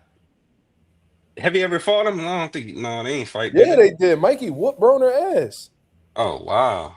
Yeah. I ain't catch that. I Yo, ain't catch that. Mikey Garcia was whooping all them niggas over at AB Promotions. He was whooping all them. He whooped him and Robert Easter. Yeah, Mikey was whooping them. When Mikey was at lightweight, everybody was getting their ass whooped. I'm gonna go back and watch that one. Yeah, Adrian Broner started off all right, but once Mikey started getting his timing down, it was a wrap. Mikey really used to whoop niggas, bro. Like bad.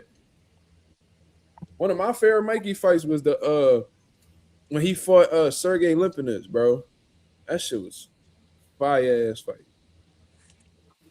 And that's when Sergey Lipinets was out here dogging niggas. Hey, I was trying to see. Boost smoked his ass. I was trying to see if I could find out. Boost smoked his ass. I was trying to see if I could find out who the all the 4 division champions were, and that nigga is last on. Well, I can't say last. He probably at the bottom of that bitch though. I don't know if y'all know who Roman Gonzalez is. He on that bitch. Chocolatito? Hell yeah. Yeah, okay, he was you know number 1 after Floyd retired. All right, Donnie Nietes. Who? Donnie Nietes. I guess that's how you say his shit. I gotta see the name. Let me see. He won his first title at mini flyweight. So you probably don't know him. Nietes. That's his last name.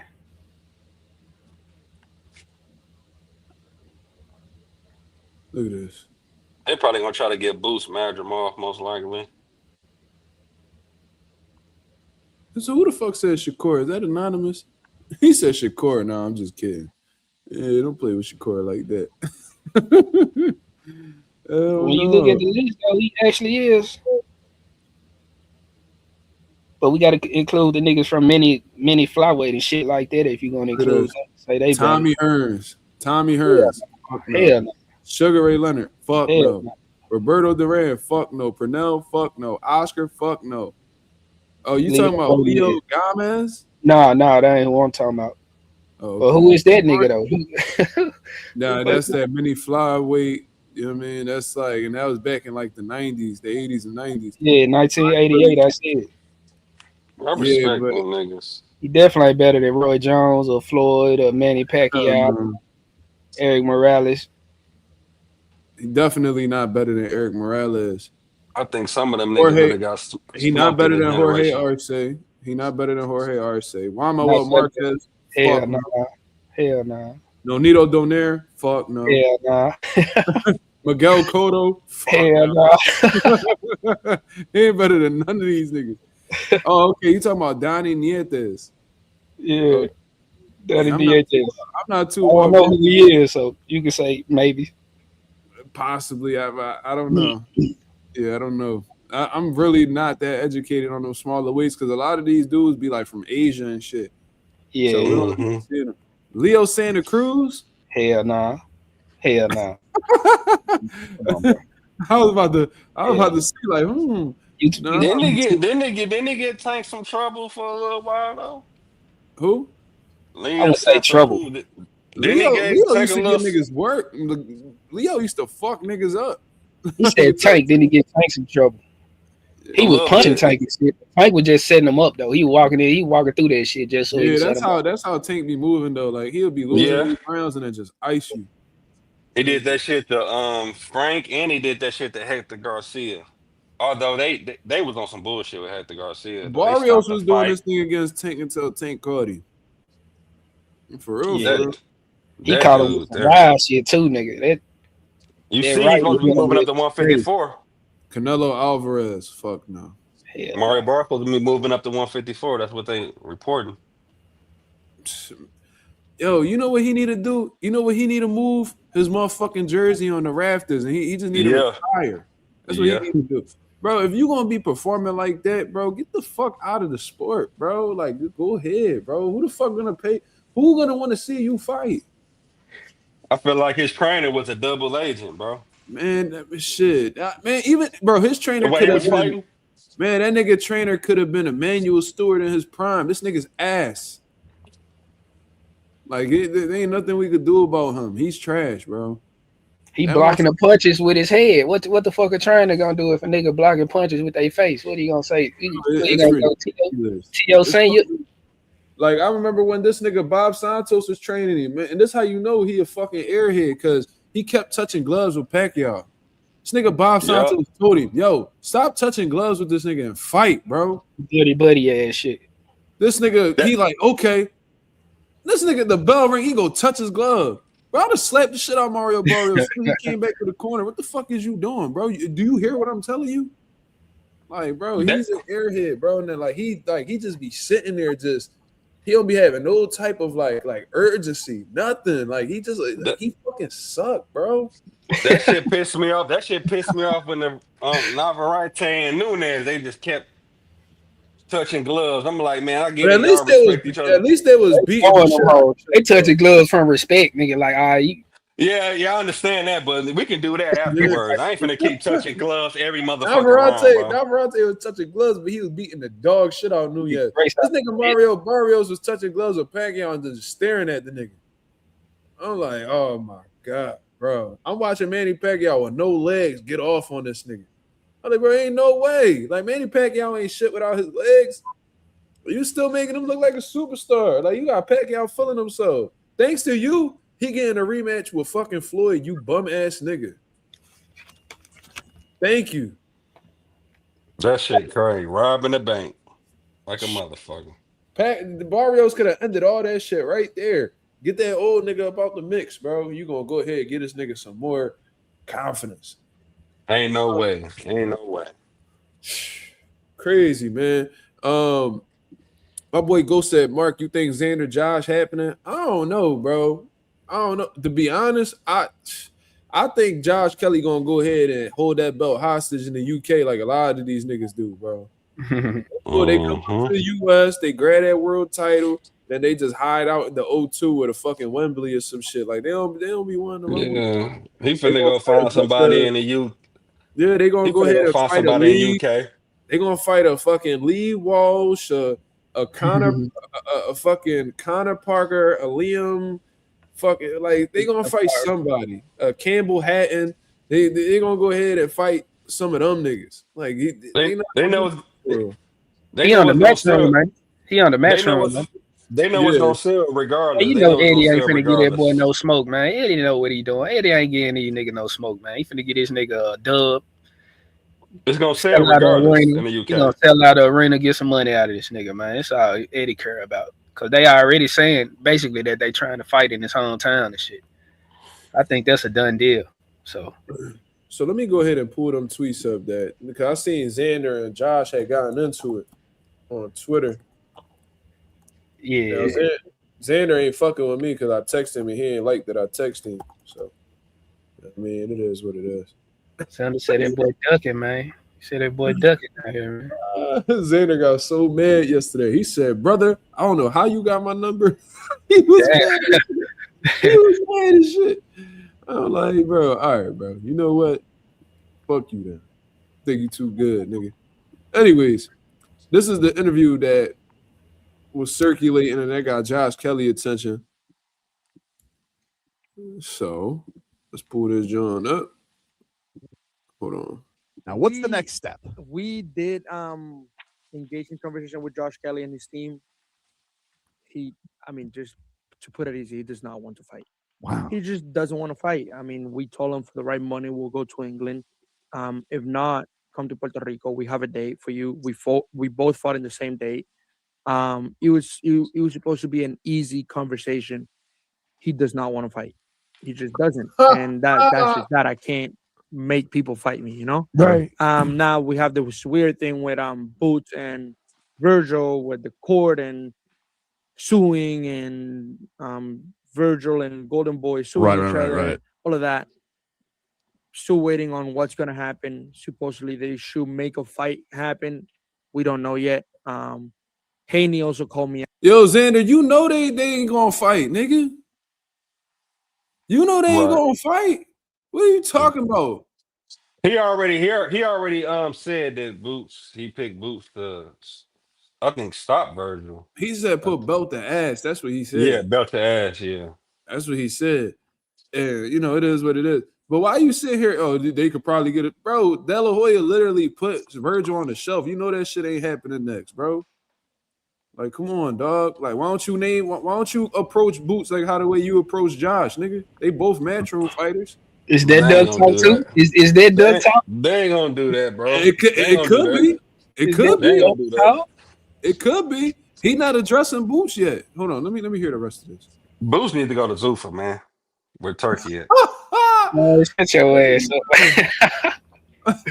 Boots better not fight it. Come on, bro. It may happen then, shit.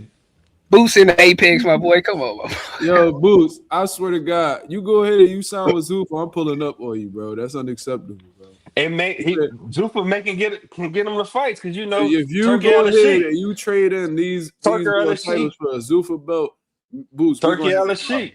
Turkey We're on gonna the have sheet right there. Boots, I promise you. You go ahead and you try to fight for a Zuffa belt, I'm gonna come see you. I promise you. So We're gonna have a Zuffa good not open. conversation. So Zuffa not open to making fights with the WBC, IBF, WBO, Nah, you see, WBA. IBF said your boy got to drop his belt and choose which belt he gonna fight for. Nigga. Yup. Gang, They only said- acknowledging the Ring Magazine. That's it. It's Oh, Zuffa Ring Magazine. That's it. Oh, they fucking up. That's a bad move. If you trade in these world titles for a fucking Zuffa belt, Boots, I swear to God, me and you going. I ain't talking about. I ain't gonna swing on you. I ain't stupid. Me and you gonna have a conversation for sure. But if it take that to get the Virgil fight, I ain't mad at it. Fuck it. I hope that's not where it get to, bro. Because goddamn. Anyway, let's hear what the hell this motherfucker I say right here with this big ass T-shirt. Conversation with Haney. He is open to fight, but obviously, like everybody, for the right money. And he's open to come to Puerto Rico because again we have a date set in the island. But some of these guys they're not willing to play ball. They're willing to go on social media and say I want to fight. Yeah, they're hiding behind reasons. You know, it's simple to go on social media and say, oh, I want to fight everybody. And then when the conversations come by, I'm like, oh, I don't really want to do it. You know, that's why I don't do all the social media stuff because I try to make things happen the right way. Peter, what do we think of the state of where things are at right now? Before Xander became champion, like 18 months ago, maybe, when we got a phone call. Would you fight Virgil Ortiz in Saudi for X amount of dollars? 10 seconds, yes. They went and fought Mazuma. 6 months later, when we were now the mandatory for Fundora, he literally gave up his title. He had the WBO title. He gave it up to not fight Xander. And that's why Xander be walking around acting the way he be acting. Cause these niggas be acting like they don't want to fight this nigga. Like goddamn, and he unified. That's why he told Boots, "Welcome to my division." Niggas don't want to fight him. They turning down fights. These niggas giving up belts and not rumbling. He got Virgil picking somebody else. He got Fundora giving up a title to not rumble. Try to put a rehydration clause on Xander when this nigga's 6'7". They acted like this nigga Xander the boogeyman. I thought it was fucking Boots or Bakram. Shit, it might be Xander how the way these niggas acting. Say what he wants, but we were offered to fight him in San Francisco at Alcatraz for X amount of dollars. And in Vegas too. And in Vegas. He said yes. We didn't even negotiate the money. It was good money. Yes. The opportunity. You're the champion. We know we got to come fight you. Vacated the belt. That's crazy. So it isn't like Xander. They would rather vacate the belt than not fight. And that's what I'm saying. It's easy to go on social media, your manager, your team, and say, "Oh, I'm making that fight." Xander doesn't want to do this, and I'm willing to play ball, but you know, like I'm willing to play ball. But are you trying to play ball with Boots though? You know what, man? Nope. Hey, man, these niggas know what it is with Boots, man. I think they all on, man. He gave Boots his props. They let you know he know what it is. Why nobody asking him this shit? Do you want to play ball with Boots? He got the interim title, the WBA. You have the full status. Like you're the WBA champion. If you can't get none of these motherfuckers to fight you, why don't you fight the motherfucker that's in line to face you for your WBA title? What's the problem? Nah. You said Josh Kelly don't want to fight. Fundora don't want to fight. Haney, he about to rumble Rolly. That's what I'm saying. Rolly done grew a pair of fucking nuts. He about to fight Dad right now. So with that being said, who you gonna go to? You got 2 of the belts. The other 2 champions don't want to fight you. So what you gonna do? What are we doing? Virgil's stuck in court right now. You can't fight him. Come on, man. All right, Virgil don't want to play ball. Fundora don't want to play ball. These motherfuckers, Josh Kelly. What about Boots? Because it looked like Boots struggling to find somebody to fight himself. It looked like y'all both struggling. Why don't y'all help each other out? I'm willing to bet Boots will go to Puerto Rico. I swear to God, on my son's life. On my son's life. Boots goes to Puerto Rico, I'm going with him. We over there. Boots, you ain't even got to worry about a crib, none of that. We got that over there. We got all of that. You ain't got to worry about shit. We out. And I'm gonna wave my Puerto Rican flag, rooting for Boots. Let's go, champ. Let's go. We gonna step on Xander for sure. Hey, but that's a good. Who will he fight though now? Because when you look at the rankings in the 154 division, you saying a couple of them done ducked him.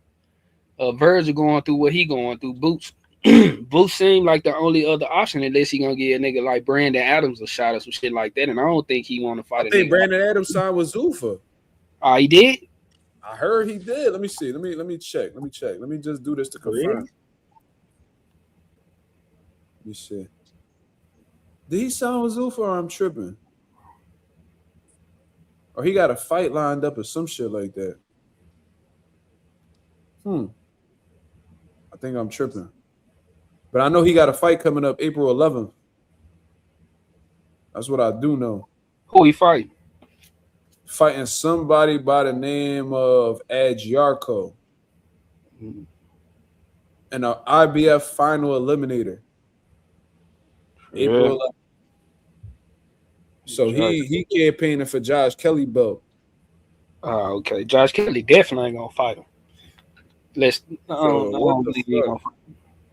Cause Brandon Adams, man, he put a couple of niggas on their pockets, man. They get in there. You know what, man? This the fight we gotta push for, y'all. We gotta pull Xander card, bro. Because apparently he used to pulling everybody card. Somebody need to pull his. And you know what? And I said this on the live a few times already. My dad was speaking to Boots the other day because my dad had to go over there for sparring like two weeks ago. And my dad asked Boots about it. This nigga Boots looking at my dad dead in his eyes and was like, man, Xander ain't gonna fight me. They order that shit, he gonna vacate his belts. I swear to God, that's what he said.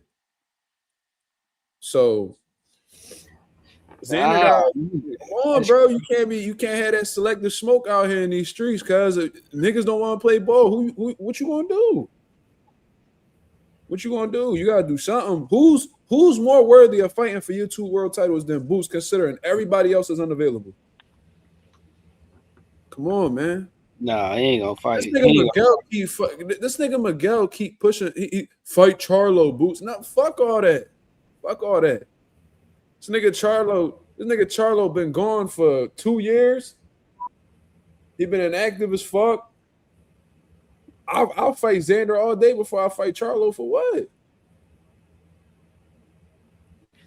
Charlo, like he was the last undisputed champion in the division. He was the man of the division.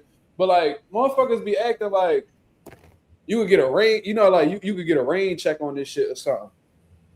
You get a rain check with this, I'm coming back here and I'm gonna go ahead and try to get nigga, you gotta work for your spot again, brother. Man, that nigga came back calling out it. In that interview, he calling anybody name, man. He begging for a fight, goddammit. But I heard Eddie Hearn was talking about how Charlo won a warm-up fight or some shit. Bro, we not waiting for all that. We ain't waiting for all that, bro. He be popping all this big shit. I don't know, man. I'd rather see Boots fight Xander right now than fight Charlo. That's just me. Yeah. I agree. I definitely agree with that. I'd rather see Boots fight any active fighter other than Charlo. Come on, man. Yeah, like Charlo need to, you know what I'm saying? Because let's say Boost fight Charlo, he step on him. You already know what people gonna say. Oh man, you fought Charlo. He ain't fighting 2 years. He ain't fighting 3 years. He ain't fighting 4 years. Like niggas is gonna be dragging it, bro. I'm cool. Rightfully so. Especially when you Boots. You the future of the division. You can't be fighting a nigga who the past, man. You gotta.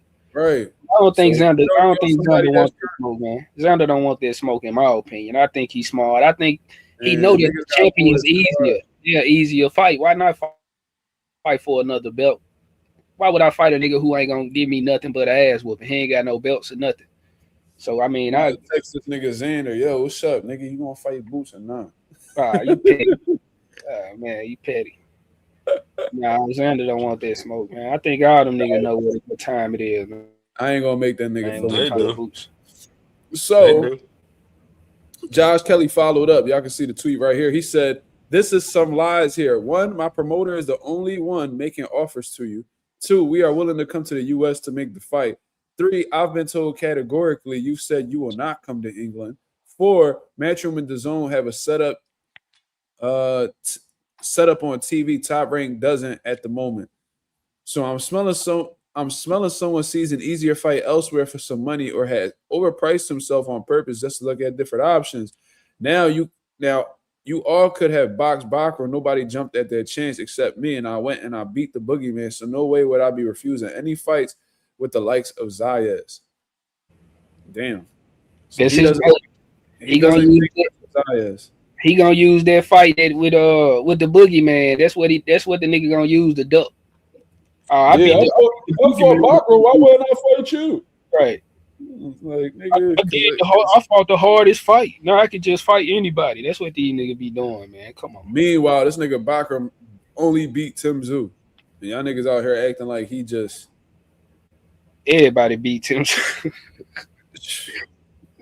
Tim Tszyu fall off was, man, that shit was like funny when you think about it. That was crazy how he fell off so hard.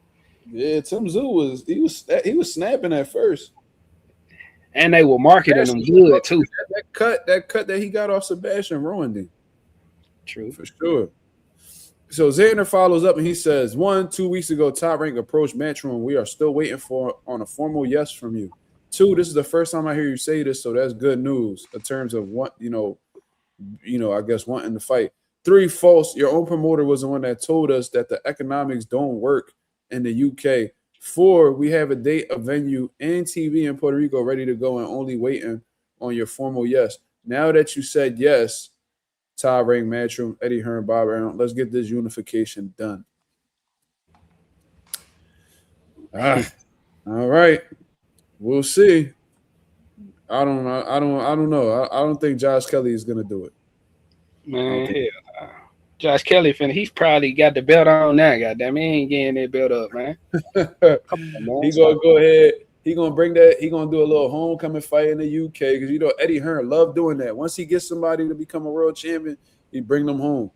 So, which is smart as a promoter. Smart. Yeah. Definitely smart. And look, Eddie needs like a UK star. You know what I'm saying? Conor Ben dipped. Anthony Joshua on the way out. He's not going to be around much longer. So who are you going to invest into that's going to, because Eddie Hearn's in 2 different markets right now. He's in the UK market. He's in the US market. So, of course, he wants the US talent and he wants the UK talent, but the UK market is what he's been able to master, historically. He knows how to sell tickets over there. He knows how to get shit going. He knows how to sell out arenas. It's easy. He's looking for somebody that's going to be able to take Anthony Joshua's spot when he's when it's all said and done, right? Because Anthony Joshua really the reason why Eddie Hearn is as successful as he is. Not only that, Anthony Joshua was literally the marketing tool that he used to get that big deal with DAZN, and he was able to transition to the US to promote and shit like that. So without Anthony Joshua, none of this shit would have been possible, but his best days are behind him, respectfully. So who is it that's going to be able to take over the throne when Anthony Joshua is done? You was looking at Conor Ben. This motherfucker left you for 15 M's in a Regis Prograis fight. Now, they may revisit, after the fight because there's only a 1-fight deal. But Conor Ben at this point, he's not there. Ben Whitaker, he's still being molded. You know what I'm saying? So who is it that you're gonna use? And you know, Josh Kelly, he's a sellable like fighter. You know, he's flashy. He's like a showman. I mean, he got a little bit of he got a little pizzazz to his style and shit like that. So they could probably get something going. He could probably be like the new age, like what's Prince Nassim Hamed, I guess. Who fucking knows? But this dude Miguel's an idiot, bro. I'm sorry, like he's an idiot. He said Boots taking the easy route. I respect it. This dude's an idiot. Like, I don't know who allows this nigga to speak on boxing, bro. He will never come up on my platform again. He's a moron. So Boots faces Xander Zayas, who's the only unified champion at 54 right now, is an easier route and compared to Charlo, who's coming off of a loss and a multi-year layoff. Man, these niggas just be talking, bro. I heard people saying that Devin Haney was trying to fight Xander to duck Keyshawn Davis. That's what nigga was saying. He trying to go up and fight a unified champion, and that's ducking a nigga with no belt who ain't even fought in this division yet. It's crazy. It makes no fucking sense at all. At all. Keyshawn was talking about, I'm looking to fight Lewis Crocker next. Right after he called Devin Haney out, I'm looking to fight Lewis Crocker next. You know, I'm already talking to Eddie Hearn. What? Nigga literally said, I love the Devin Haney fight after I fight Lewis Crocker. That's exactly what he said on the Standing Shark Club. Bar for bar, what he said. But this the business. That's what he kept talking about. The business. Hey, this nigga doing a whole promotion around Devin Haney name though, bro. That's what's crazy to me, bro. He literally marketed himself using this nigga name, bro. Yeah. Which is crazy. And Bill Haney was like, "Man, you playing, man? Like we doing like, cause Bill already know what it is. Like this nigga pump faking." And Keyshawn literally admitted in the past. Y'all remember that interview? He was like, "I was calling Devin Haney out, but I knew I wasn't ready for him." Y'all remember that shit? On the Sean Porter podcast, yeah, I remember that shit. Yeah, he was like, so you know that clout chasing ain't something that he don't mind doing. Like he's okay with clout chasing as long as you talking about him. He don't care. Man, as long as you attach his name to these popular names, he don't care because he know that he not gonna fight him anytime soon. But he want to give you the impression that the niggas is ducking him, so it make his name look good. That's really what it is. And them niggas be hating on Devin, bro. Them niggas like Keyshawn and Shakur, you can hear when they used to talk about Devin and shit, how they used to talk about him and how they, you know, when he was on $1 Million podcast, he was saying how Devin Haney, you know, he used to think he better than him and shit. And all this shit. Secure as hell. And Shakur talking about how Devin Haney had money. He remember going over his house, over Bill Haney house, and he was living in a mansion and shit. Like them niggas see that shit, bro. They wish they had a nigga like Bill, man. And I think them niggas be hating on Devin. They been hating on him for a minute, man. I don't think they hate the fact that he got a father. Exactly, bro. Exactly. They got a dad pushing him. Shakur Stevenson, RIP to his father, but that nigga was a dead. Let's just call it what it is. Like, you know what I'm saying? And I'm saying that as somebody who's an active father. I'm the furthest thing I am I'm the furthest thing from a deadbeat. I might be 1,000,001 things. I could be an asshole, whatever you want to call me. I've never been a deadbeat as long as my son been on this earth breathing. So, I call it out how I see it. Keyshawn Davis had a deadbeat dad too. And I heard Keyshawn say in a recent interview that he's like reconciling with his dad. So that's dope. That's dope. I mean, that's cool. I like that for him because he definitely need that father figure. Because I feel like he just been. You could tell how the way Keyshawn be reacting and shit, and how the way he be doing all this impulsive shit. You could tell he was raised by women. Facts. You feel me? So I think they see that, and some motherfuckers are they see like their insecurities in another motherfucker. Yeah, when he got some shit that they ain't have, like especially like. Cause Bill Haney, bro, he ain't just a regular father, so that's what make it different. Like he like a hell of a trainer. He know how to talk and shit. People actually like him and shit. So I think they see that shit and they see how much love Devin get and how much hate he get because of Bill. Cause Bill a big part of who Devin is, bro. And they like a hell of a team, bro. And them niggas, that's why he went over there on the Jay Prince and shit, cause he trying to establish something like Devin, similar to what Devin and Shakur got. Cause Shakur got a nigga who look over him and Jay Prince and shit who look out for him. And I think he loaning for that shit, man. And I just find it so funny. And this how you know this whole I'm not buying this whole friendship angle that fucking Keyshawn and Shakur got going on. First of all, the fact that Keyshawn be calling this nigga his big brother and they literally only like a year apart, that's weird as shit, bro. Like, I'll be fucking damn, bro. I don't even call niggas my older brother that's 10 years older than me. Why the fuck would I call some niggas that's the same age group as me? Oh, that's big bro. Oh, that's big bro. Oh, that's big bro. No, you just a little nigga, bro. Just keep that shit 1,000. All you like, you the type nigga that Shakur send you to the store, grab you some, you know what I mean, Dutchess, whatever the case is, you bring that shit back to the block and you need to get a nigga his change back. He probably let you keep the change here and there, but for the most part, you Shakur little homie. You do whatever he tell you to do. And Shakur, I guess, be worded in a way where like Keyshawn feel like he got his best interest, but Shakur in this game for himself, not to be working with you, not to be, you know, empowering you. I think Shakur too much of a competitor to let a nigga outshine him. I think him and Keyshawn click so well because Keyshawn cool with being underneath that nigga wing. Facts. They gonna butt heads at some point, especially since they. I've been saying that too. One day Keyshawn gonna wake up. You know, this nigga been finessing me this whole time. And they already starting it with the sparring session and shit, putting out clips of that shit. You know, they starting to kind of make a bump head. I ain't gonna lie. You call me an asshole, selfish, all you want. I hope that shit happen. Facts, I do too. Fuck all that, bro. Cause y'all keep, man, we ain't gonna fight unless you give us $500 million. Y'all know y'all niggas ain't worth none of that shit. $500 million a piece. Man, shut up, man.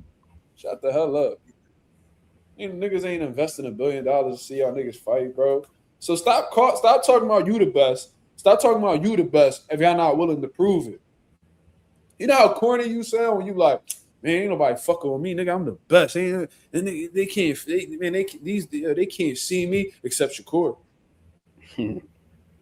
I'm the best fighter in the world, man. Like there ain't nobody that could beat me. You know what I mean? I fight any of them. Like they can't beat me except Keyshawn. Like you sound corny. It sound like you got picks, cuz like that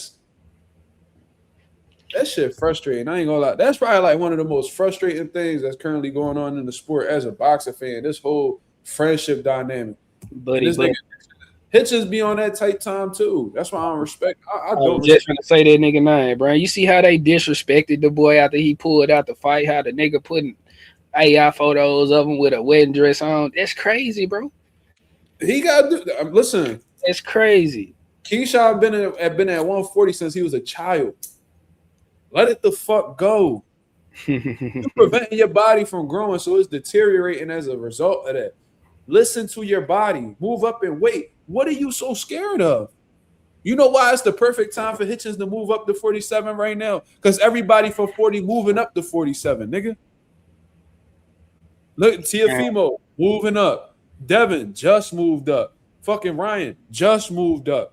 Who's this other? Who the other motherfucker that moved up? Liam Paro, the one you beat, just moved up. They all go. Just go. You're gonna run into the same people that you seen at 140. Man, that nigga don't want to fight nobody. We seen what he said about Matias and shit in the IBF and the 40-pound, 10-pound rehydration. Man, he ain't trying to get no real smoke, man. These niggas just be talking. Oh, man.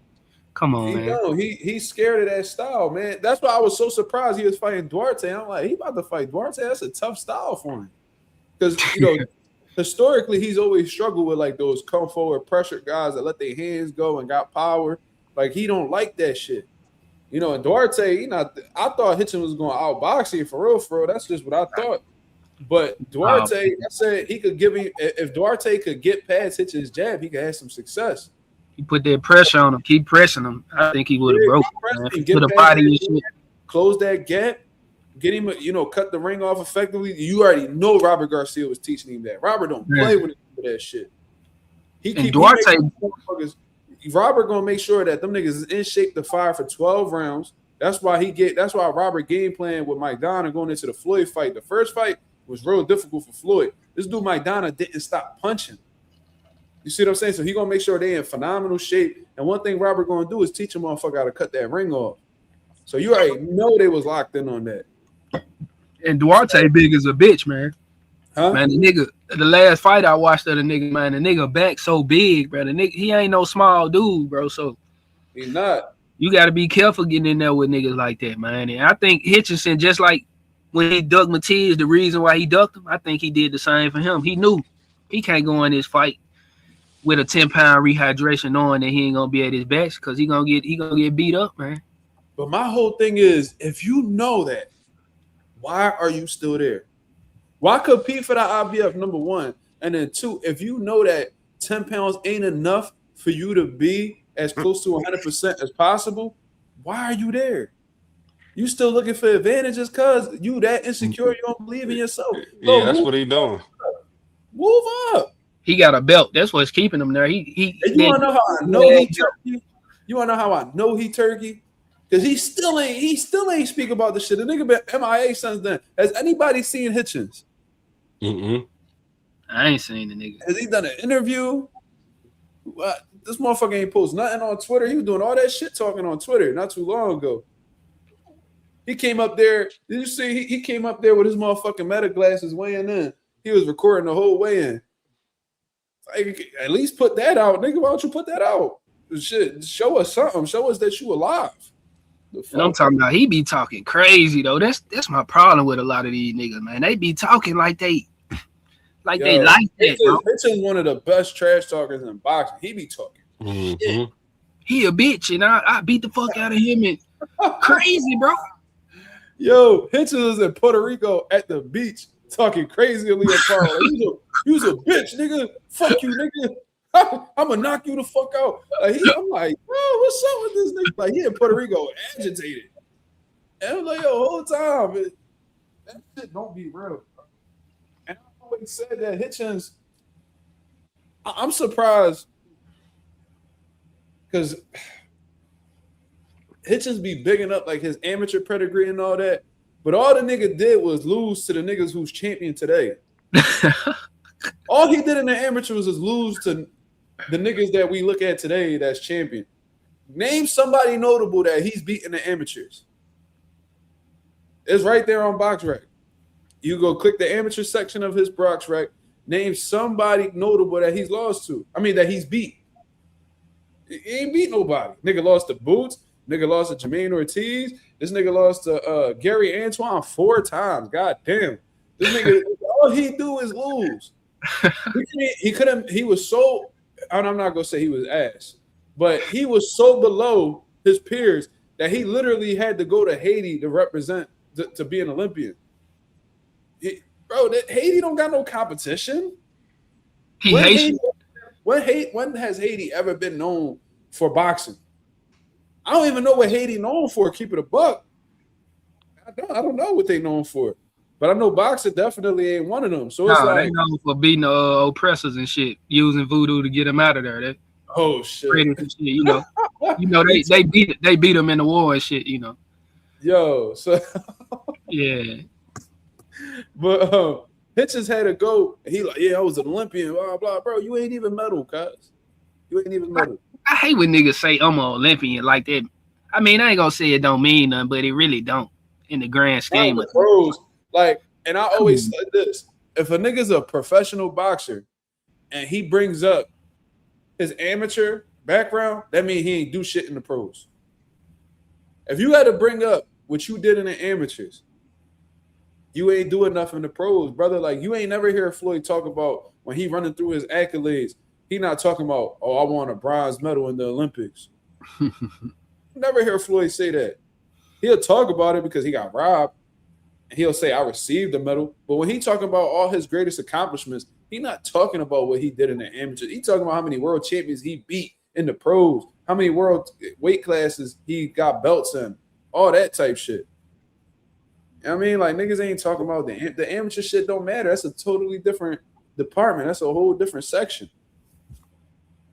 You know what I'm saying? So, I don't know. Hitchens, I ain't never was too big on him. And I always wonder why, like, if he was such this great amateur that he claimed to be, why he couldn't get nobody to sign him.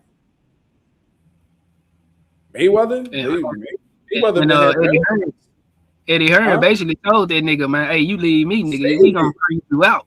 That's what he told the boy, man. He said, you can't leave me. You don't remember when he was talking about he gonna look at his options when his contract was ending, and Eddie Hearn and Turkey basically came out and said, we ain't gonna let you fight over here. You gotta sign with Eddie Hearn in order for me to deal with you. Yeah. So he basically little boyed the nigga and made the nigga sign the contract, man. Hitchens thought that he was in a power position after he won that world title. So when he hit free agency, he was like, I'm gonna go out there and see what's out there for me. He thought, one, he was gonna deal directly with Turkey Al-Sheikh, or two, that he was gonna get a bigger deal from a different promoter. He thought the grass was greener on the other side. Then he realized nobody wanted him. So then he tried to run back to Eddie. But Eddie like, nah, like, fuck out of here. You know what I'm saying? So now I heard he's still like a free agent. And then nobody won't. Huh? He's still a free agent for real? I heard, because I was hearing that he was going to re-sign with Eddie, but I heard that's not the case. And apparently, like, the Zone got a big problem with Hitchens' manager, Keith Connolly. So I don't know. That shit might not even go through for real. Shea said he beat national ranked fighters to go to the Olympics, though. Who? All his international experience is on BoxRec right now. You name somebody that we know today that he beat in the amateurs. I know people that represented Haiti. I know a whole woman. Her name was Kat. She represented Haiti. She didn't have to do nothing crazy in order to get there.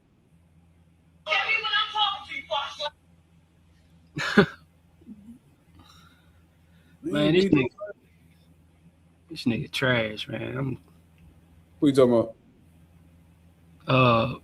Richard Hitchison, man. These niggas just be talking, bro. Then when I watch him fight, I see if you was really like that when you fought, when you talk. But when I see you fighting, you talking crazy, you gotta be in there beating a nigga up. You ain't even doing that, man. You barely winning, you squeaking by and shit on regular niggas, man. Like, come on, man. Then you beat a nigga like Camboso, so you run around like you king of the world and shit.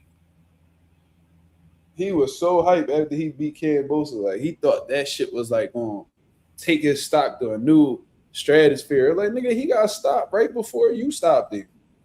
Loma packed him up right before you packed him.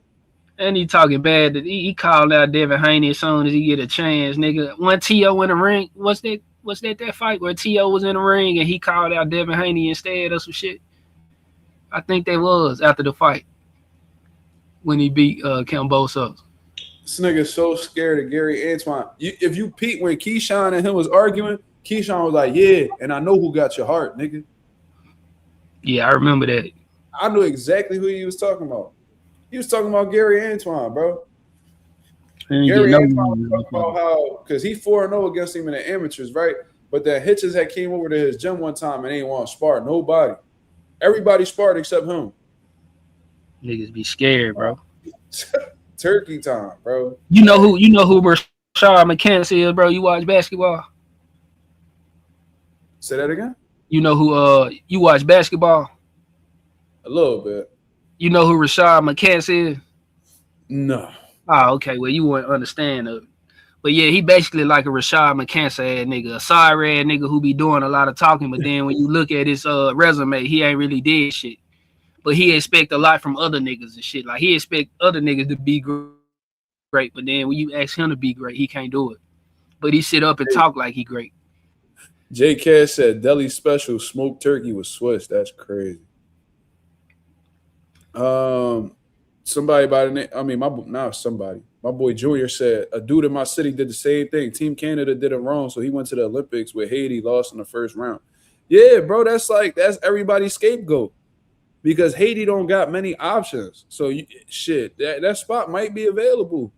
Yo, if you go over there and be like, yo, is there any way I can represent Haiti? Yeah, sure. We ain't got nobody else. Shit. So, is Hitchens an Olympian? Yeah, but it's like by default. Let's keep it real. But anyways, I appreciate you coming on, brother. You got any last words for the people?